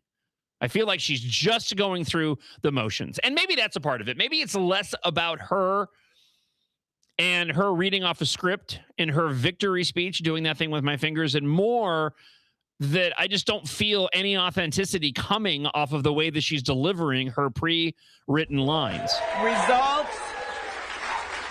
Results in expanding our economy with a growth agenda. Results that will transform our government. And yes, I will be a transformative governor.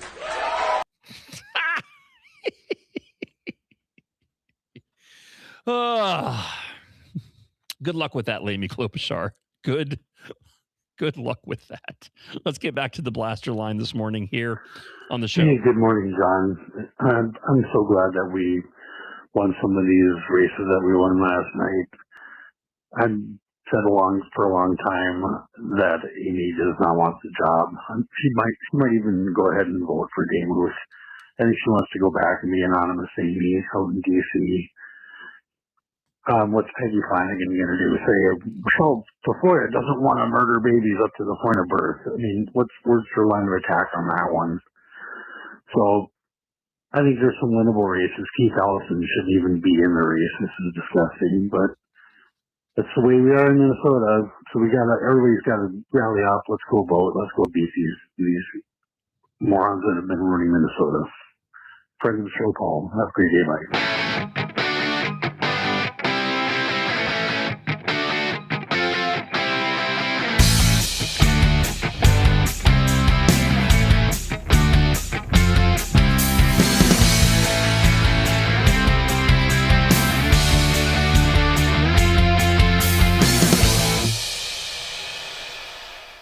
Hour 3, welcome to it. It's the John Justice Show presented by American Experiment and AmericanExperiment.org. You can listen to the show at AmericanExperiment.org. I encourage you to download the MixLR app, where you can listen to the show live Monday through Friday, 6 until 9 a.m. And also, I want to mention, too, that with the app, you can follow the show on the app.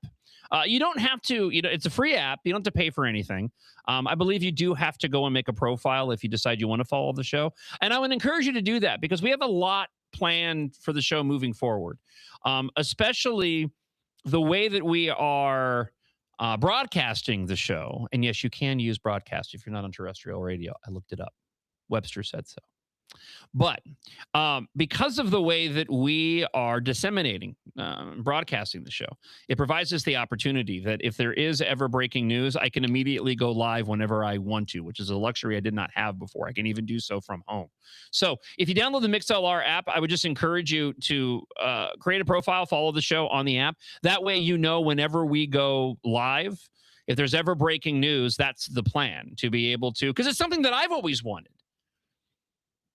We created an app years ago. Myself, my dear friend Drew, may he rest in peace. I know a friend of yours, former producer Samantha Sansevier, and a few other notables on the show. We had all got together and created an app. We called it Blaster, and it was essentially audio Twitter. Unfortunately, the company that created the app ended up going belly up because they got hacked, and we lost all the proprietary information to it. But the whole point of the creation of the app was the very thing that I just mentioned. Is that oftentimes there'll be massive breaking news, and I have no source to go to hear commentary about that breaking news right then and there. With what we're doing here at American Experiment, it gives us the opportunity to do that now. So even if I can't go and find content to listen to on a breaking news story, I can go and be that content for other individuals. You can also watch the show at MN Think Tank on X, also YouTube and Facebook. The shows are posted afterwards if you miss any portion of them on the app as well. Also on my personal John Jon Justice Facebook and YouTube pages as well. So getting back into the primary results for last night, I'll just tell you my quick takeaway for those that are just arriving. Based off of the winners last night for the GOP and the winners for the DFL, I feel like the Republican Party here in Minnesota is poised to win statewide races for the first time in forever. And certainly I've been here, based off of the candidates that were chosen by the voters for Republicans yesterday and the slate chosen by the DFL. I think these are the most beatable for these GOP candidates of those slate of voters. And I am very interested to see, given the choices, Elisa Damuth, Michelle Tafoya. You look at Eric Pratt going against Little. You look at Scott Jensen for auditor going against Filipovich. You look at Ron Schutz versus Keith Ellison. I do believe Tad Jude in the Secretary of State race. Haven't mentioned him against Steve Simon. There was no contest there. But given the slate of Democrat candidates, I think Republicans are in the best position that I have ever seen to win these statewide elections. The question is there going to be anything that's going to trip up the Republican Party? We're already seeing some inklings of that based off the results of some of those candidates on the GOP side that lost yesterday. And that's something that we'll be diving into this hour on the show. And of course, we'll continue to go and take your comments this morning, john.justice@americanexperiment.org, or you can go and leave us a blast. 612-584-4565. Again, 612-584-4565. I want to continue to hear from you. Hey, John, you think elections are real and you call me ignorant? Well, isn't that special? Hey, Lindell exposed election fraud in 2020. You think he's going to sit down on this one? Oh, hell no. This is why I don't think we're having midterms. Enjoy this show, my friend. So she doesn't think we're having midterms. Okay, so I'm going to hang on to that one. I bookmarked a couple of posts on X so that I could go revisit post a midterm, and based off the results, I'm very much looking forward to, when the show is over, going back and revisiting those posts on X. Let's get back to some more of your comments. Good morning, John. Al the trucker here, somewhere in Wyoming. Hey, as a former Minnesotan, I don't have a dog in this fight, but I must say that the 40 years I did spend in Minnesota, and an entire lifetime, it seemed, of milquetoast, boring, uninspiring Republican candidates is over. It's fascinating to watch, and I love seeing what's happening. Good luck to everybody in Minnesota. Hope to God you guys can pull this one off. We go. I feel like the producers here on the John Justice Show, presented by American Experiment, just pulled a magic trick on me. Because I look over and Devin is gone and Isaac is now sitting in the chair. Good morning, Isaac. Good morning. How you doing, sir? I'm good. How sad do you think Mayor Herr is that we don't get to celebrate a Hong victory on this Wiener Wednesday? Two things. One, haven't mentioned Horny Herd this morning, so I'm glad you brought that up. Thank you. Two, completely forgot it was Wiener Wednesday. I've still dropped the ball on that one. You're absolutely right. And no, I'm pretty sure that Horny Her is happy that the primaries were yesterday and nobody is talking just about how randy she is. So That's true. So there. Did you stay up late? Did you stay up late last night? I did. Yeah. Yeah, like 1 o'clock. I was following along. The USB sticks, I was locked in, and then I was like, whatever. USB sticks. Yeah, did you not hear? No, what am I missing? Oh my gosh, they like lost or like I don't know. They put the wrong information on the USB sticks last night in Milwaukee County. Oh, okay. So like 5 of the 9 USB sticks that have the votes on them, they downloaded the audit from the USB stick instead of the actual votes. And so at 1 o'clock last night, it was like chaos.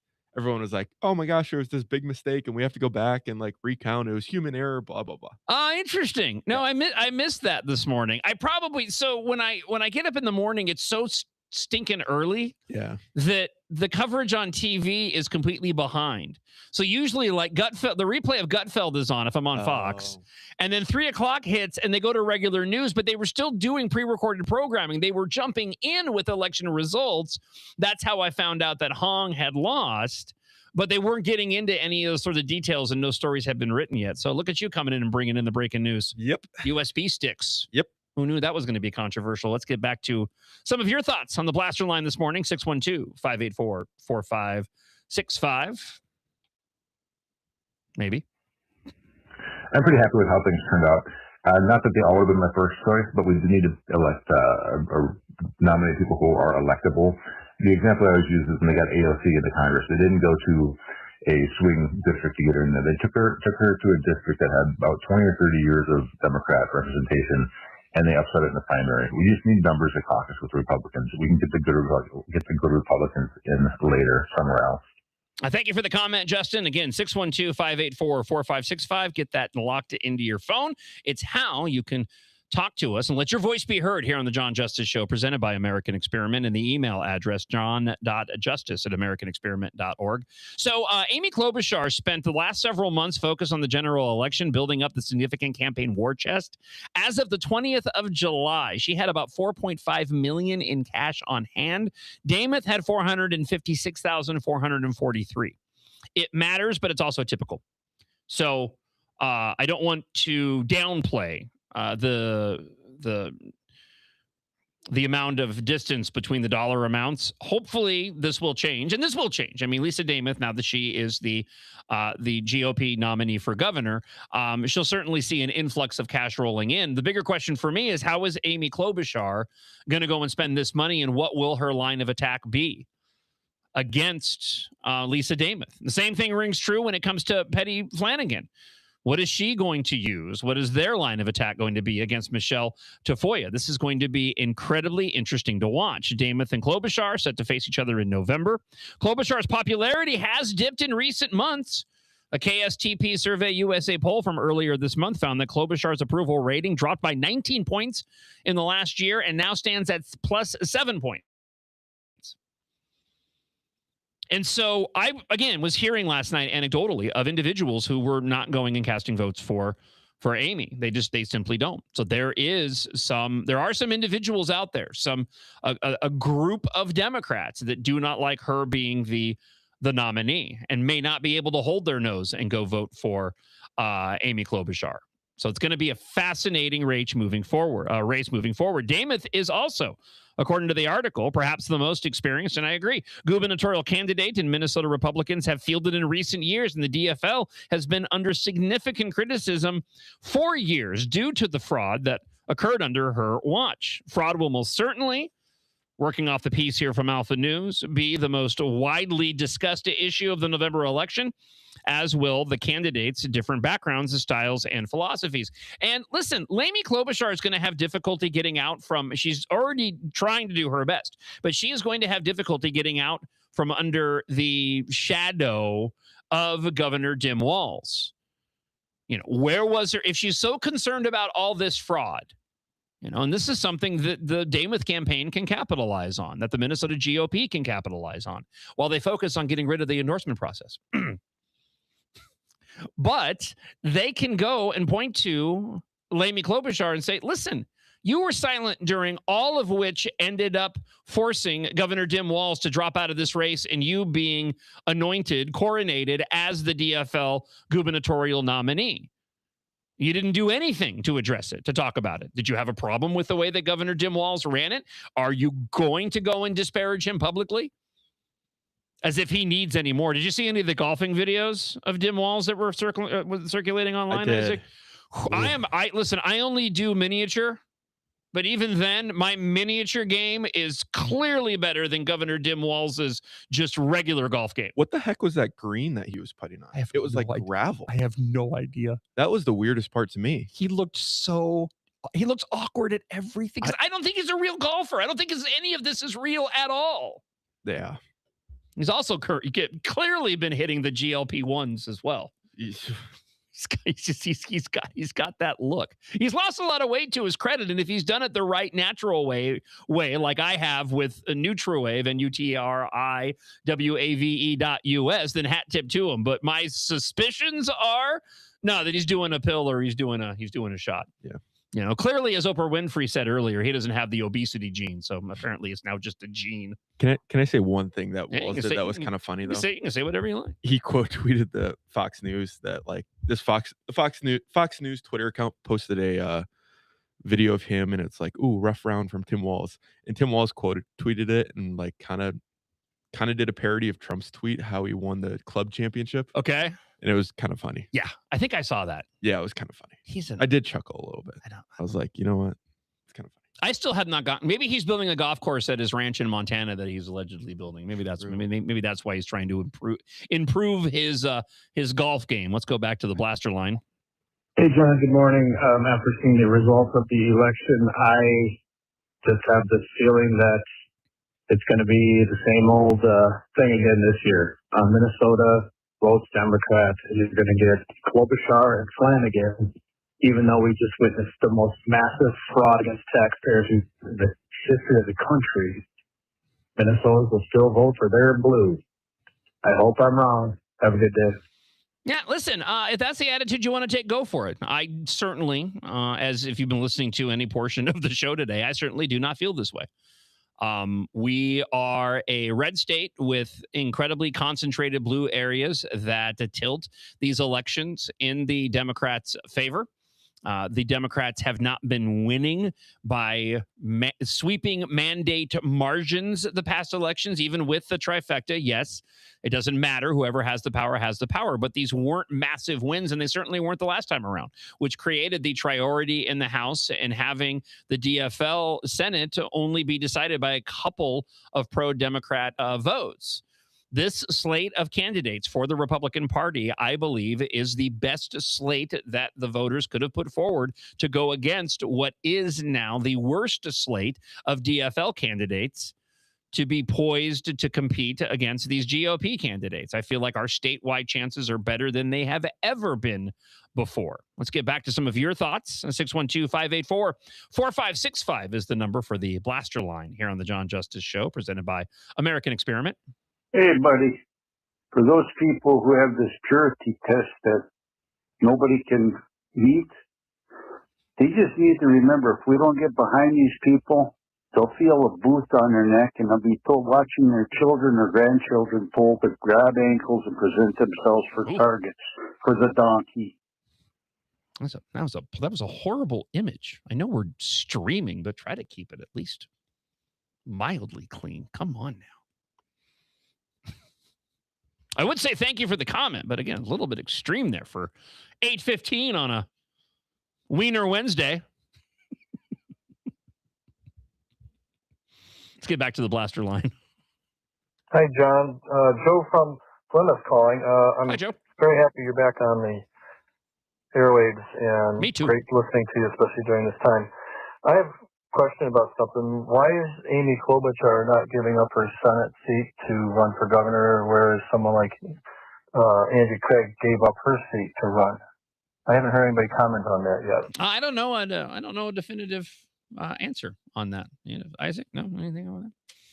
Anything within Governor Tim Walz's posts as to why that is? Somebody leave a comment on that. I know there is an answer on that. I just do not have it here in front of me. Oh, and clarification of the Lindsey Graham primary race. I want to thank Kathy for providing that information. I mentioned it earlier on the show. It was Lindsey Graham's sister that won, that got the plurality last night in the primary, but in South Carolina, if you don't get 50% plus one, we go yet to another runoff. So she will be running against Ralph Norman, I think, in 2 weeks. And my apologies for calling you Kathy. I'm going off of the transcript here, and there's obviously a lot of married couples, and the wife has their name on the phone list, and so I keep calling people. No, it could be Kathy. It's 2026, Sean.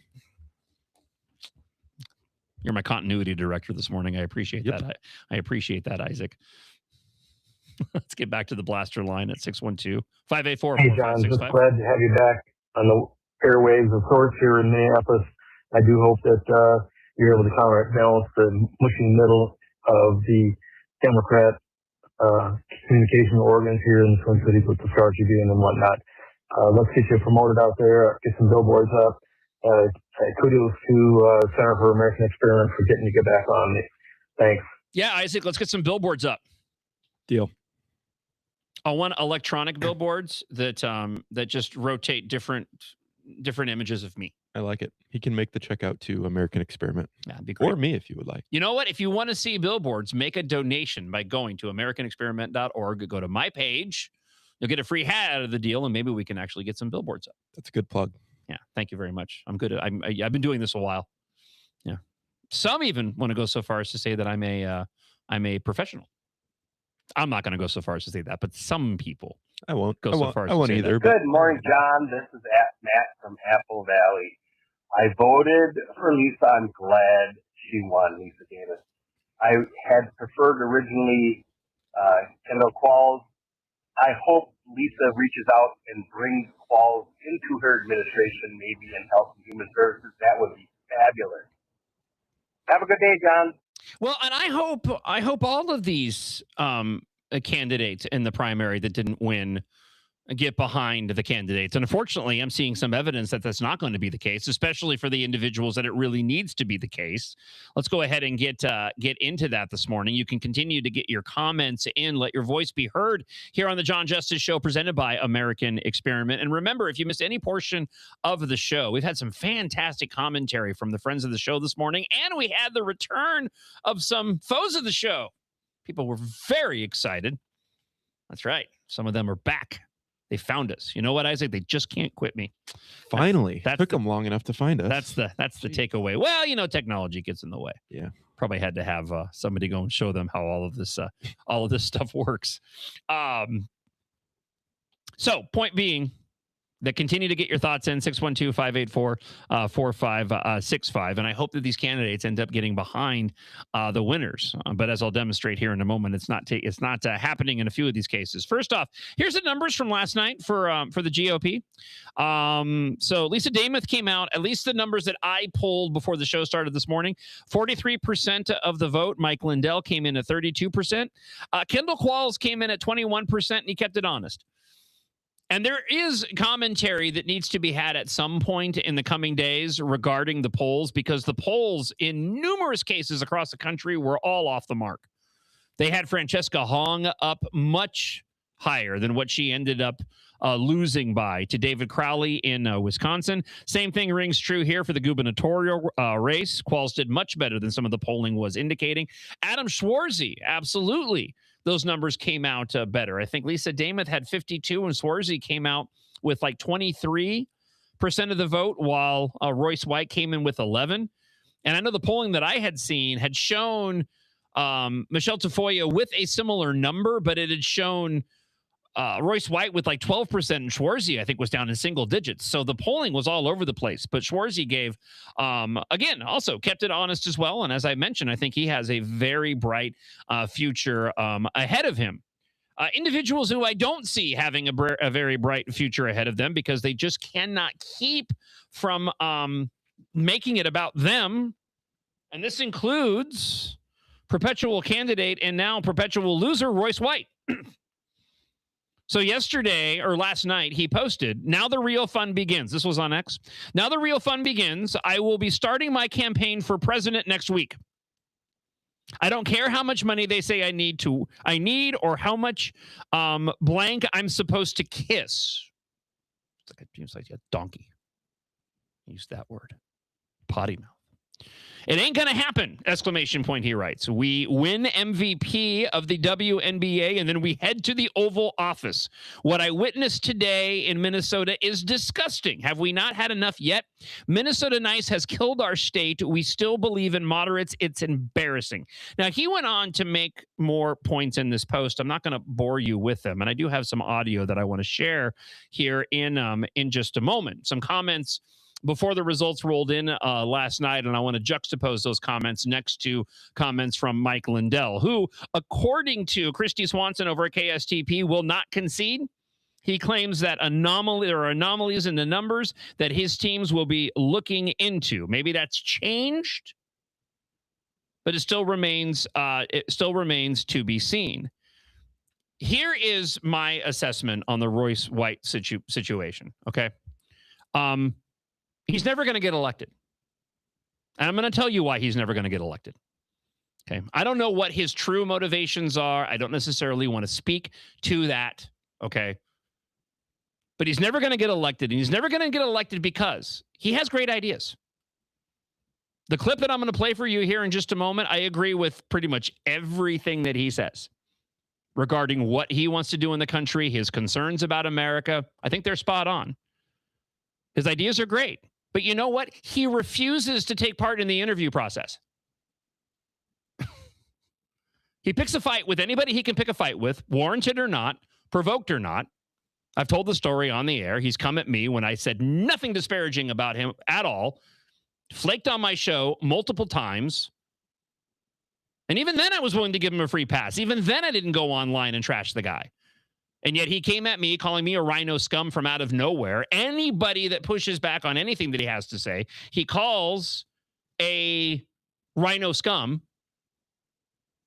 And again, going back to the interview process, he refuses to take part in what is essentially a job interview.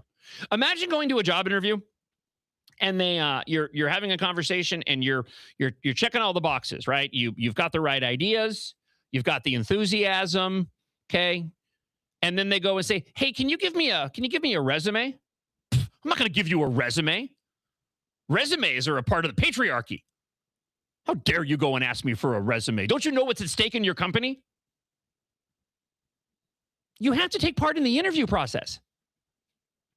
You can't go scorched earth on everybody and expect that you're going to have any viable chance of winning an election at all. And that's what's so incredibly frustrating. Because an individual like Royce White can inspire people. And I understand why. I get it. He's an incredibly sharp dude. He has good ideas. I like to believe that he has genuinely has the best interest of the country at heart. And yet, when it comes to actually going and winning elections and just even remotely doing what is necessary to go and bring up the level of support that you need to win an election, he refuses to do so. He's never going to win an election. So when you come off of a loss last night, Tafoya 52%, Adam Schwarzy 24%, you pull in at 11%. How many races have you won? And now you're going to go launch a presidential campaign, which you have no shot at all of ever winning because of what I just mentioned? If anybody comes on or anybody says that it looks like you're just grifting, I understand why. And it's really unfortunate. Because you know what would really benefit Minnesota right now? The people of Minnesota? Those that care about the same things that Royce White cares about, the same things that Mike Lindell cares about? It would be beneficial if they would go, you know what? I lost this election, even if you're going to go run for the presidency. But I absolutely go and support Michelle Tafoya's campaign. Mike Lindell, I absolutely go and support Lisa Damuth. That would be the best thing. If you truly care about the people of Minnesota, the future of this country, that is the best way for you to go and show it. It's not by challenging the results. It's not by calling shenanigans. It's not about making it about you, because that's what you're doing. You're making it about you. You're not making it about the very people that you constantly say you're trying to go and help. And it is so unfortunate. So unfortunate. Do you have to play the game a little tiny bit? Yeah. Just like you have to do that in every single interview. But if you refuse to go and take part in the interview process, you're never going to win an election. And you're probably going to end up with a diminishing point of return in individuals that are going to continue to see that your refusal to go and take part in that process really shows that you're not genuinely serious about winning any of these elections. And that certainly seems to be indicative based off of the results from last night in the Senate race. Here's a little bit about what Royce White had to say before the results came in. Right here with the legendary Royce White, who This was on Lindell TV online, by the way. Is running for the U.S. Senate for the state of Minnesota. Yes. Well, congratulations. You put in a lot of great work. How are you feeling tonight? I feel great. Look at this party. I mean, the support. This is an ongoing battle. This is going to be a long fight to save this republic. Hopefully we can shorten it by electing great patriots such as Mike Lindell, which is why I begged him to run. I mean, I begged Mike. I said, Mike, you got to get in this race, run for governor. I need your help, brother. And if Mike Lindell gets the win tonight, I consider that a win up and down the board. I would have to agree with you on that. I may be a little biased, but Mike Lindell, I think he's just going to do so many great things if he does win this. And I think we are desperately in need of some change here in the state of Minnesota. Tell us a little bit more about your platform, what you would do if you win this Senate seat. Well, you know, my main issues are got to secure elections. So me and Mike are completely aligned on that. All right. Mass deportations. We have to get 15 million foreign invaders out of this country, or we don't have a country. Term limits, banning Sharia law and Marxism nationwide. These are some of the things that we should do. That's great. I don't disagree. But you're never going to be able to move forward on any of that unless you can put your petty problems aside, act like a regular, normal human being, understand you need to win an election, you have to take part in the process, and instead take the route of going scorched earth on anybody that may challenge anything or disagree with what you have to say. Yeah, just keep on losing elections. By the way, how can you still, even last night, how can you sit back and say that Mike Lindell wasn't offering up amnesty? Here's what I propose is I want to make conditional non-resident visas. And this would be, I'm going to actually talk to the president about this, but I want to start with Minnesota. These conditional non-resident visas, you would have 6 months. Anyone's here that is an illegal immigrant comes in, you get checked in the courthouse, you get fingerprinted, you get checked in to get this conditional non-resident visa. Now you have 6 months to do that. You're not a citizen, but you don't have to leave ever, and as long as a couple of things happen. One is you're not a citizen, but you don't have to leave ever. I'm not a citizen, but I play one in real life. You can't commit a crime be convicted of a crime of a gross misdemeanor or better. Right now we have 1,300 people in Minnesota that are in our prisons that are illegal. We pay $110 million a year to house them. They need to be shipped out. Okay. Yeah, but the president is not going to go for this. Let me finish the plan, Esme. So you have this, and now. It's like the one moment where I actually agree with Esme Murphy. It's like, yeah, Esme's right. The president's never going to go along with this. You got to be a special something if you're able to actually make Esme Murphy sound coherent. At the end of the 6 months, if these people, if they want to go get a driver's license, they can go get a driver's license. But just like when I used to get DWIs, there was conditions on my driver's license. They will have to get a driver's license, but they will have to learn to speak English and to read our signs. He said DWIs, plural, right? Did I hear that right? Okay, just want to make sure. The best thing that could happen right now would be for Mike Lindell to concede the race and support Lisa Damuth. That's what needs to happen. The best thing in the Senate race would be for Royce White to throw his support, and maybe he will. Okay, maybe he will, behind Michelle Tafoya, even if he does plan on running for the presidency. Unfortunately, this is what Mike Lindell had to say last night. I did not add the music to this, by the way, but these were his thoughts last night. I haven't seen any update from this. I'll go looking here in a moment when I have a few minutes. But this is Mike Lindell last night after some of the results. We're late to the game here. I'm down by 20,000 votes. with 277,000 votes left to count. Now, would you give up if you got 277,000 left to count? And these are the day of votes, which haven't been counted yet. These were all mail-in and early votes for Lisa Damon. Okay, so I mean, why would I sit here and go, okay, I can't make up 20,000 when there's 277,000 left to count. Okay, so that's where we're at. All right, I said my piece regarding the individuals who didn't win last night. Let's get back to more of your thoughts here on the John Justice Show presented by American Experiment. If you want to leave us a blast, somebody just emailed me, john.justice@americanexperiment.org, and said that individuals who consistently leave blasts should be called master blasters. That is a thing that could happen. Not saying that it's going to. I'm just saying that of things that could happen. It's one of the most ideas I've heard. That is an idea. I appreciate all the ideas. Hey, John, Charlie, and Egan. Say the people that are running the BPOUs and supporting the endorsement process are the ones that are choosing who the candidates are, and then they're, forcing everybody to go along with it by holding people to some constructed mandate of have to abide by the endorsement process. I agree. Go straight to primaries. This is the old way is over. Yeah. No, I completely agree with you. We need to get past this midterm election, and then we need to address the issue of the endorsement process, and we need to get rid of it once and for all.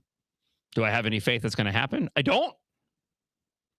But who knows? Maybe this show will become so powerful it can go and sway the hearts and minds of individuals who are hanging on so desperately to that ridiculous and antiquated process. Yeah, Royce White has been running for office in this state for 20, 30 years. As far back as I've been paying attention, I've been hearing his name. Thank you for that, Jeffrey. I appreciate it. Let's get back. More thoughts on the endorsement process. Oh, before I get there, though, I'll keep him anonymous right now. So a frequent Freedom Friday guest who happens to be listening just gave a hard veto on Master Blaster. Dang it. I think so. Catherine's the wild card. I think for other individuals, I need to bestow upon them the title of the word police of the show, because they typically have very strong opinions about certain terminology on the show. So it's good. I like that. Look, I like to entertain all views and opinions, and I'm not saying that even I was on board with Master Blaster, but it was a very hard veto that came in via my text just a moment ago here on the John Justice Show, presented by American Experiment. Let's get back to more of your thoughts from the Blaster line this morning. Good morning, John. Pat up in Aiken. I'm part of the BPOU, DC8.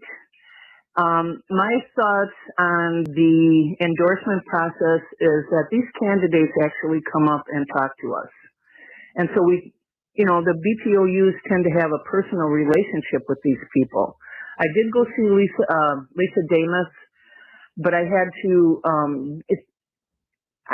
go out and search her. I had to go search her out. But these candidates actually come to us. And so, like I said, we have a personal relationship with them. Thank you. Bye. Okay. Well, thank you for the comment. And I appreciate, providing a little bit of insight regarding that. Let's get back to 612-584-4565 this morning, letting your voice be heard here today, post-primary on the John Justice Show. Good morning, John. Love that I get to hear you again. One thing I haven't heard you talk about, and I'm hoping we can talk more as we get to November, the difference in quantity of voting between the Democrat Party and the Republican Party. 300,000 plus more Democrats voted than Republicans voted. I was looking at the numbers last night. Now, maybe it changed this morning, but that's significant. And if we don't get more people out on the Republican side, there is no chance we're going to change the state. Yeah. All right. Have a great day. Bye. I agree with your sentiment. I have not seen those numbers as of yet, and that should be the priority. Primaries are different, especially with the various races that the GOP had to vote on. And I think a part of this too was so many of these races were divided up and were supposed to be close. So I just wonder how many individuals were simply sitting back going, you know what? I don't even want to bother getting involved. I just want to wait until the primary is over and I'll go with whoever the candidate is. For whatever the reason, you are absolutely correct. The focus from all of these candidates is going to have to be voter turnout. Now, what'll be interesting to see, though, is now that the DFL has their slate of candidates, are these the candidates that are going to continue to inspire those Democrat voters? As I mentioned, a lot of anecdotal stories of a huge swath of Democrats out there that are not pleased that Amy Klobuchar is the coronated nominee and may be giving Lisa Damoth an opening and an opportunity. Lisa Damoth not being the Trump-endorsed candidate takes that, chip out, takes that play out of Amy Klobuchar's, general election toolbox. She can't go and say that she's a rubber stamp of Trump or that she's the Trump-endorsed candidate. So she can't use that line of attack on her. She's going to have difficulty going after her in terms of fraud.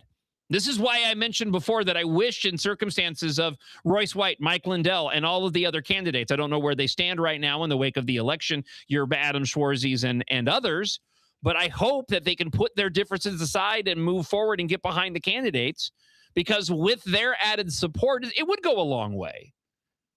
Royce White does have 11% of hardcore voters that want to see him in office, but they're not going to get a chance to do that and probably never will unless Royce can calm down and actually partake in the process and genuinely try to go and win one of these elections. Be that as it may, that 11% could make a big difference when it comes to Lisa Damoth. The number of individuals that voted for Mike Lindell could make a huge difference.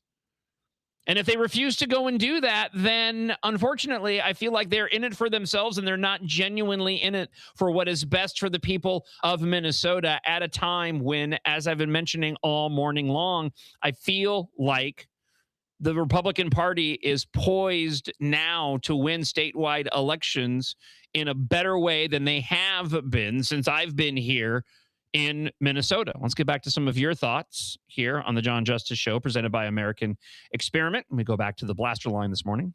Hey, John. I haven't heard, and I didn't get to listen to the first hour, but one of the things I noticed in the results last night was the difference in numbers of votes between the Democratic Party and the Republican Party. 300,000 more people voted for Democrats than voted for Republicans. And that is something we need to talk about. That's kind of scary. So there was 330-some thousand voted for... Well, this is the one that, my apologies for that. I was going over some email. Let's go here. 612-584-4566. John Nasslis, Mike from Clearwater again. One more thing. Can you talk about the Republican candidate for AG to defeat Antifa, Keith Ellison?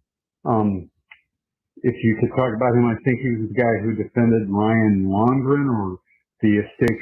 Ron Schutz is who you are referring to. We'll certainly be having him back on the show very, very soon. You haven't heard much from Ron during this primary cycle because Ron hasn't needed to be heard from. Running unopposed in this election, so he was going to be the Republican nominee, and my expectation is that Ron Schutz more than likely is saving his money to go and run against Thief Ellison in the general election. So he certainly will be a guest on the show again in the very near future as we head into the general election. But he's a great candidate. I also think that Thief Ellison is absolutely beatable, and that is evident in how hard he has already been campaigning. The little man, the little Marxist commie in his stupid hat. I'm sorry, it's just dumb. I just don't understand the hat. Isaac, have you seen the hat? Which hat? Thief Ellison's hat. Oh, yeah. This stupid. It is a stupid hat. It's just bad fashion. And he had to get that off of like a Cabbage Patch doll because he's a little tiny dude. It does have to be a small hat. He's very, very small. No, but he's absolutely beatable. And I think Ron Schutz is the guy to do it. Let's go and hear from Earl. Morning, John. Morning. I don't know if you saw Esme Murphy in her coverage of the primary last night. Every time she got on, she must have said Trump sometime, like 5 times. The woman has PDS. She just needs to crawl back into her coffin. Thank you for the comment, as always. 612-584-4565. That just made me laugh. Good morning, John, Devin, and Isaac, whichever one of you is in the chair at this given time. Hey, you know what? It's a great day to be a Republican in Minnesota. Finally, I'm feeling it. I know I'm pulling out the old Dustin Gravy stuff right now, but you know what? If we don't start feeling it, it's not going to happen. So feel it. Get down with it. Let's go. We're going to continue to take your comments for the remainder of the show as we work through more information from last night's primary results here on the John Justice Show, presented by American Experiment. Remember, head on over to AmericanExperiment.org. Not only go to my page, where you can go and make a donation and receive a fantastic embroidered logoed John Justice Show hat, but also the writings of our policy fellows here. New articles going up every day. This has been a source of content for me and my show for the 10 years that I've been broadcasting here in Minnesota. So it's an absolute privilege to be a part of American Experiment now, and to have access to these individuals who are right behind this wall here on a daily basis. And so I'd encourage you to head on over to AmericanExperiment.org and check that out. Newsweek has a piece up this morning. Lisa Demuth's chances of beating Klobuchar in Minnesota's governor race. Continue to get your comments in. We're going to play more of those coming up in a moment at 612-584-4565. The article says, if Lisa Demuth is elected in November, she would be the first Minnesota Republican governor since Tim Pawlenty left office in 2011. However, forecasters do favor Democrats in the statewide election, with both Sabado's Crystal Ball and the Cook Political Report rating the race as safe or solid for Democrats, something we'll certainly be keeping an eye on, although, as we've been talking about all morning long, those polls were completely inaccurate in a lot of different ways, not just here in Minnesota, but across the country in the other races, including the Wisconsin race where Hong lost. The Minnesota governor's race is one of 36 gubernatorial contests taking place nationwide this year, a cycle that includes several high-profile open seat races, such as Texas, Michigan, Alaska, Iowa, Wisconsin, Nevada, and Georgia. It became an open contest after Governor Jim Walz, who ran for the presidency in 2024, announced in January that he was bailing on a third term. Klobuchar entered the race shortly after the announcement, although she didn't even really end up running or even acting like she wanted to run until the last couple of months. And even then, her heart's barely been in it. So it'll be very interesting to see how she conducts her campaign now that she actually is coronated as the nominee. The four-term senator quickly emerged as the party favorite, secured the endorsement last night, or the endorsement during the convention in May, finalized last night. Few public polls have been conducted in the potential general election matchups. Those that have been released have generally shown Klobuchar with a significant advantage over the Republican candidates, although the margin has tended to be narrower in surveys testing the Klobuchar-Demuth contest than those featuring Mike Lindell. So the Mason-Dixon Polling and Research Group in June found that Demuth, in the closest race since Klobuchar, that matchup, 48 said they would back Klobuchar, 40 would back Demuth. Qualls trailed Klobuchar by 11 points with 37% compared to the Democrat senator's 48%. Lindell, however, trailed by 17 points. He received 36%, while Klobuchar's support rose to 53%. It surveyed 800 likely voters back in the beginning of June. The margin of error was 3.5 percentage points. An Emerson poll earlier this year, for what it's worth, had similar findings. Klobuchar led Lindell by 22 with 53 compared to his 31. Demuth 13 with 51 to the Republicans' 38%. And Democrats' chances of holding on to the seat stood around 94% on the prediction markets of Kalshi and Polymarket as of yesterday morning. So again, we'll see whether or not this changes now that the races have been solidified. The dynamics of the Minnesota governor's race has shifted amid the immigration debate. Of course, the race was jolted in early January, according to the Newsweek article, over the scandal on Feeding Our Futures nonprofit, the fraud that erupted since then. Republicans have accused Walz of inadequately responding to the scandal. Of course, this forced him to drop out, argued the administration did not do enough to prevent the alleged fraud. The Trump administration was focused on Minnesota and its immigration operations after the fraud criticism, deploying the Border Patrol agents during Operation Metro Surge, which I'm sure is going to be one of the lines of attack that Lamy Klobuchar plans on using against Lisa Demuth. Although it'll be interesting to see how they frame that. Because even I know that Lisa Demuth had frustrated some Republicans with some of her stances regarding some of what was passed within the legislature, going back to the legislative session. So it'll be interesting to see how Klobuchar ends up framing those arguments against her. Let me go here just briefly, since we're on immigration, and I want to have the opportunity to look at some of the emails that have rolled in and the comments to the blaster line. Two things. First off, there's a new piece in the Minnesota Reformer today that I was shocked that they printed.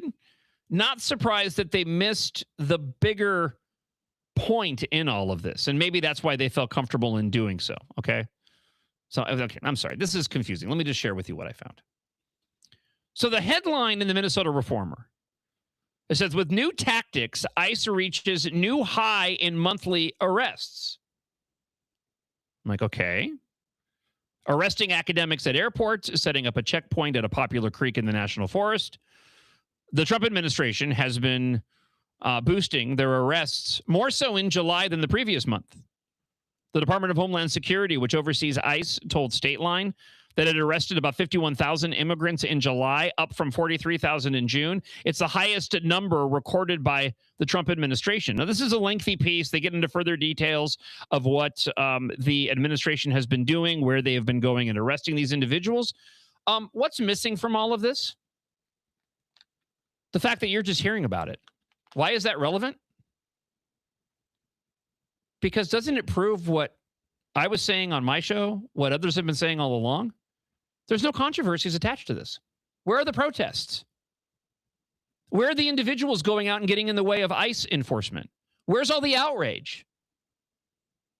Where's all the coverage? The Trump administration has been arresting and deporting more illegal aliens now than they did back in Operation Metro Surge at the time when we were inundated across the country with nonstop wall-to-wall coverage of a bunch of lunatics taking to the streets to obstruct lawful law enforcement, arresting murderers, rapists, and thieves that were here in the country illegally. The Trump administration has been doing more of that over the course of the summer, and we haven't had any protests. No controversies? You know, it's as if, pardon my sarcasm, it's as if you didn't have a bunch of idiots taking to the streets being urged by the DFL leadership in the state, that there wouldn't have been any controversy. Nobody would have died. No businesses would have suffered. The job loss would have been less. Businesses wouldn't have had to have closed. Restaurants wouldn't have come up with stupid ideas to go and have the patrons pay for their own food, only to fold on all of that because they can't turn a profit that way. So thank you, Minnesota Reformer, one of Minnesota's most left-leaning outlets, for proving the point that myself and others were making all along. This was all a manufactured controversy. We knew that from the get-go based off of the numbers that I found by simply doing a Google search when Operation Metro Surge started, to show that under the Biden administration and his time in office, there were more illegal aliens arrested and deported out of Minnesota than what President Donald Trump did during Operation Metro Surge. And there was never any controversy back then when Biden was in office. And there hasn't been any controversy and protests here. Guess what? ICE was never the problem. It was the radical Marxist communist leftists out on the streets that were always the problem. And that article from the Minnesota Reformer just goes and proves it. 612-584-4565 is the phone number. We'll get to some more of your thoughts before we close out the show today. Your post-primary edition of the John Justice Show presented by American Experiment. I do want to share this with you because it's on topic. Alpha News, friend of the show, hit the streets of Centennial Lakes Park in Edina asking the visitors their opinions on the Democrat Socialists of America. I actually have a couple of clips to share with you.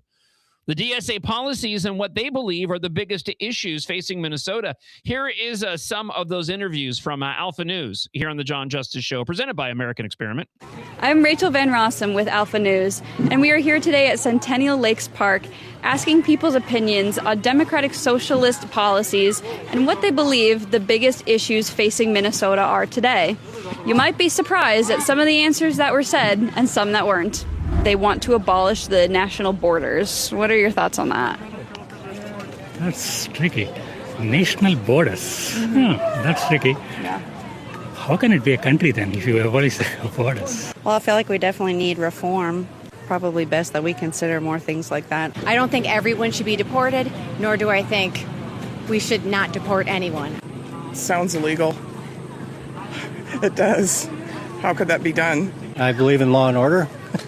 We should have law and order in this country, and you can't have that with open borders and just letting everybody in. They want to abolish the Senate, so just get rid of that entirely, and then they want to replace the presidency with Congress-elected representatives. Before we do that we should give Congress more of the power that they're supposed to have in the first place. If they try to demolish that, it's kind of questionable. Would it be a good thing or not? I don't know.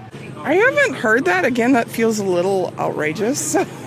Having those institutions, that's what gives us separation of powers and makes us a great republic. I don't know. I think when our three branches work the way they're supposed to work, but at the same time, it's not really working now. They also did say that they wanted to phase out prisons and abolish prisons. That's tough because, I mean, obviously we have to have some type of prison system. But yeah, obviously we have to have some type of. It's tough. Got to have some type of prison system. I don't know. What else do you do? I have a few more minutes that I want to share with this. Before I do, there's an email that came in. I don't want to get too far from the previous question, but they were talking about Amy Klobuchar, her seat versus Angie Craig's seat, why one had to give up one over the other. Kate wrote in, the reason Angie Craig had to give up her seat and Amy Klobuchar did not is because you can't be on the ballot twice. Amy isn't up for re-election, and Angie would have been. So there's the quick answer on that. Thank you, Kate. I appreciate it. Let's get back to these this Q&A from Alpha News this morning. But the current prison system has to be checked. I think they should keep prisons. What do you think currently is the most pressing issue that's facing Minnesota right now? We do need to come back to Minnesota Nice and understand that we all are families that need to, nurture and help each other.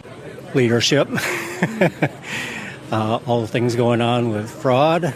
We're under attack by the federal government constantly. We're getting funding cut. We are being asked to hand over private and voting information. The medical field, I think, is being hit right now due to the economy. Even the fraud that's been uncovered and continues to be. I think the biggest issue is not having a worldview perspective that actually looks at the world objectively, and people not having an understanding of what's happening around the rest of the world and realizing how lucky they are over here. You can check out the entirety of that piece over at alphanews.org. I would encourage you to go and do so. Keeping with the theme, before we get ready to close things out with a lightning round of your comments to the blaster line this morning here on the John Justice Show. Caroline Leavitt talking with Fox News yesterday about the state of the Democrat Party. This is what she had to say. I believe that there are millions of Americans across this country who see these Democrats for who they are. These are radical, extreme liberals, socialists, communists, whatever you want to call them, Sean. What matters most is their extreme policy positions. This is no longer the Democrat Party of JFK. Heck, this is not even the Democrat Party of Barack Obama. This is a party that has been totally captivated by these far left extreme liberals who support massively raising your taxes, who support abolishing your police, who support abolishing private prisons, who support reopening our southern border and our nation's borders to illegal alien criminals all over the world. These are radical Democrats who support terrible policies across the board. Again, taking away your private property, abolishing the police, banning prisons, and just allowing complete lawlessness and chaos across our country. We had 4 years of that under Joe Biden. Thanks to President Trump and Republicans and common sense policies across the board, our country is safer. Our country is more affordable. We cannot allow these radical, extreme, far left liberals to take power. We have steady progress under President Trump right now. If these radical, extreme liberals are given a chance at power here in Washington, D.C., they will try to obstruct this president and turn our country into a communist hellhole with every extreme liberal policy that they try to implement. She's just the best. Caroline Leavitt is just the best. Like, I don't know. I feel like this is, in terms of where she's most effective, this is incredibly effective. I think it's fantastic that President Donald Trump has a spokesperson of her caliber who's able to articulate, and clearly better than I am, who's able to articulate her points. There's a part of me that says she should run for office, but then I go, no, stay in the role that you're in, because I bet you're way more effective that way. One more clip, and then we'll get to some more of your thoughts before we wrap up Wednesday show. And thank you to everybody who's participated in the show this morning. Hillary Clinton. So earlier in the week, she ended up inspiring the house band, the AI Overlords, with the Communism Kool-Aid track. That's what ended up inspiring me to have the AI Overlords create that, because she said that she was concerned, that she believed that the GOP's attacks, doing that thing with my fingers, calling the Democrat candidates communists, those aren't attacks, it's just a fact. She stated that she thinks it's going to be an effective attack. So she does that, and then she goes and she makes a comment like this, wherein she compares President Donald Trump to, I'm not even joking, Saddam Hussein. I think there'll have to be some, you'll probably have to take down the arch, which she is determined to put up, which I think is just a terrible idea. I think we'll have to worry about the reflecting pool, because it's not going to be fixed by the time he leaves, assuming he leaves. So there's going to be a long list. I'm making a list. Are you making a list? Are you going to de-gold the horses? De-gold the horses, take down. Have you seen them up close? Gold. Yeah, I saw a picture.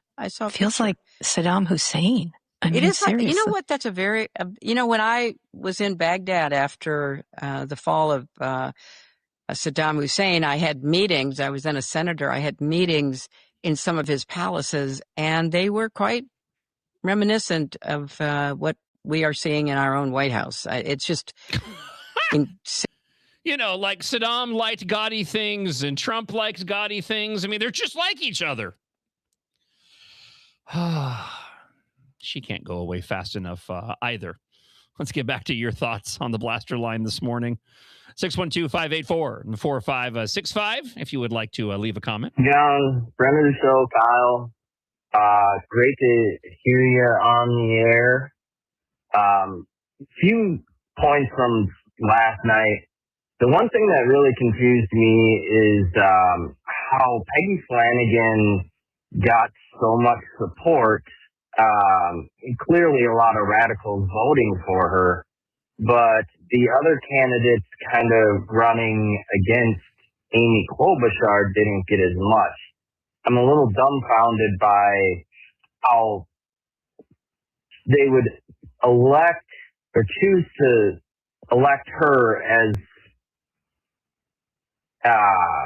forget it. I lost my train of thought. Either way, the numbers seem to... Here, let me help you out here, because you do actually make a relevant point in the middle of that, and it doesn't just happen to you; it happens to me even when I'm going and doing the show. We had a previous comment that came into the blaster line that was questioning the number of Democrats who turned out versus the GOP. I think a big reason why is because of the amount of individuals who turned out for Peggy Flanagan. I think she had a tremendously powerful get out the vote machine apparatus in place, and that is clear by the amount that she ended up beating Angie Craig last night. I thought Angie Craig was going to squeak out a victory, and Amy Klobuchar essentially clobbered her. So I think that while Democrat voters in primaries typically skew higher in terms of the percentage of individuals that come out during primaries, I think it was also The fact that Peggy Flanagan had a get out the vote machine in place to sweep her into victory was another big reason why that Democrat voter turnout was as big as it was last night, even though it was still low across the board. Good morning, John. I feel like we dodged a huge bullet. Not getting Mike Lindell the nomination. My gosh, after listening to those clips you played of him, he is not electable. Sure, he's a nice guy and his heart's in the right place, but no thanks. John.justice at AmericanExperiment.org is where you can drop me an email. A few more thoughts from the Blaster line before we close out Wednesday's show this morning. Mike Lindell's big mistake was to go to that amnesty deal. I think that really cost him a great deal. He just needs to be a good sport about all this. Yep. Like you say. You know, that's a really good way to word it.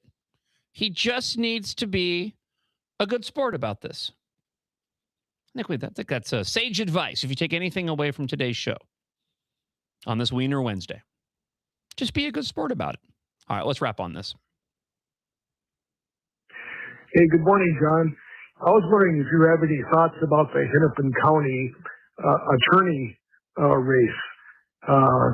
It's so crazy in Minneapolis, the law enforcement. If you have any thoughts about if the winning candidate can probably make any meaningful change in law enforcement.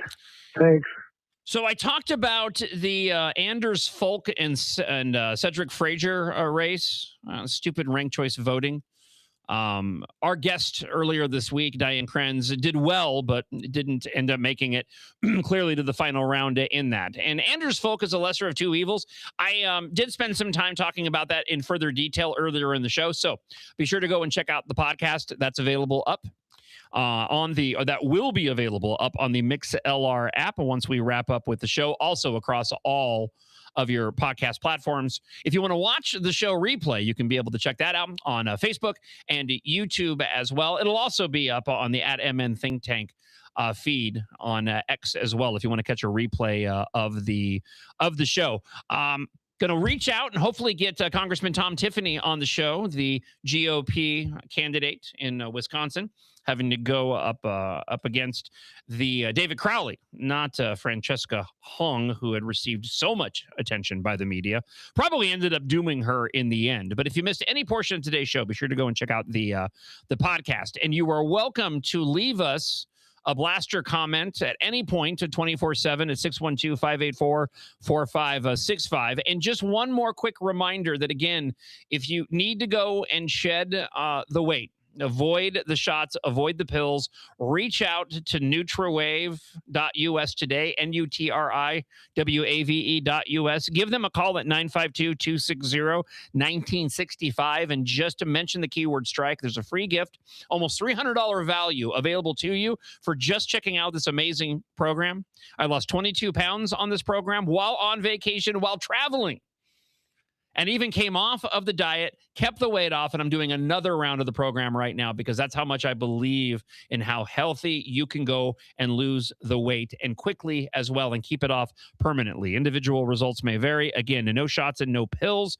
952-260-1965, NutriWave.us. If you're interested in advertising on the John Justice Show, just drop me an email, john.justice@AmericanExperiment.org, and I will get you in contact with the right individuals to get you pointed in the right direction to help with the show, to grow the show and sponsor the show and support what we do on a weekly basis, Monday through Friday, 6 until 9 a.m. We'll be back at it tomorrow starting at 6 a.m. Thank you so much for hanging out on today's show. God bless to you. And I'll talk to you guys tomorrow morning. We'll go out with the short version of Zima Fizz. Oh, and I just because I can, because I'm under a time constraint. In the run-up to the show before 6, I've been playing parodies as a lead into the show every day. Somebody was complaining because I included the alternate version of Zima Fizz.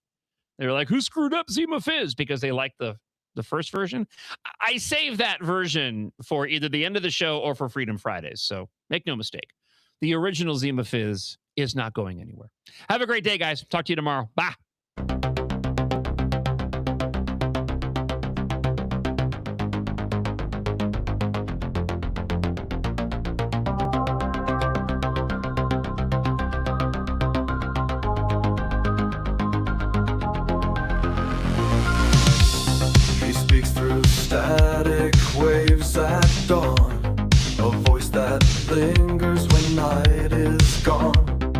cities hum with stories spun. John Justice rides the rising sun.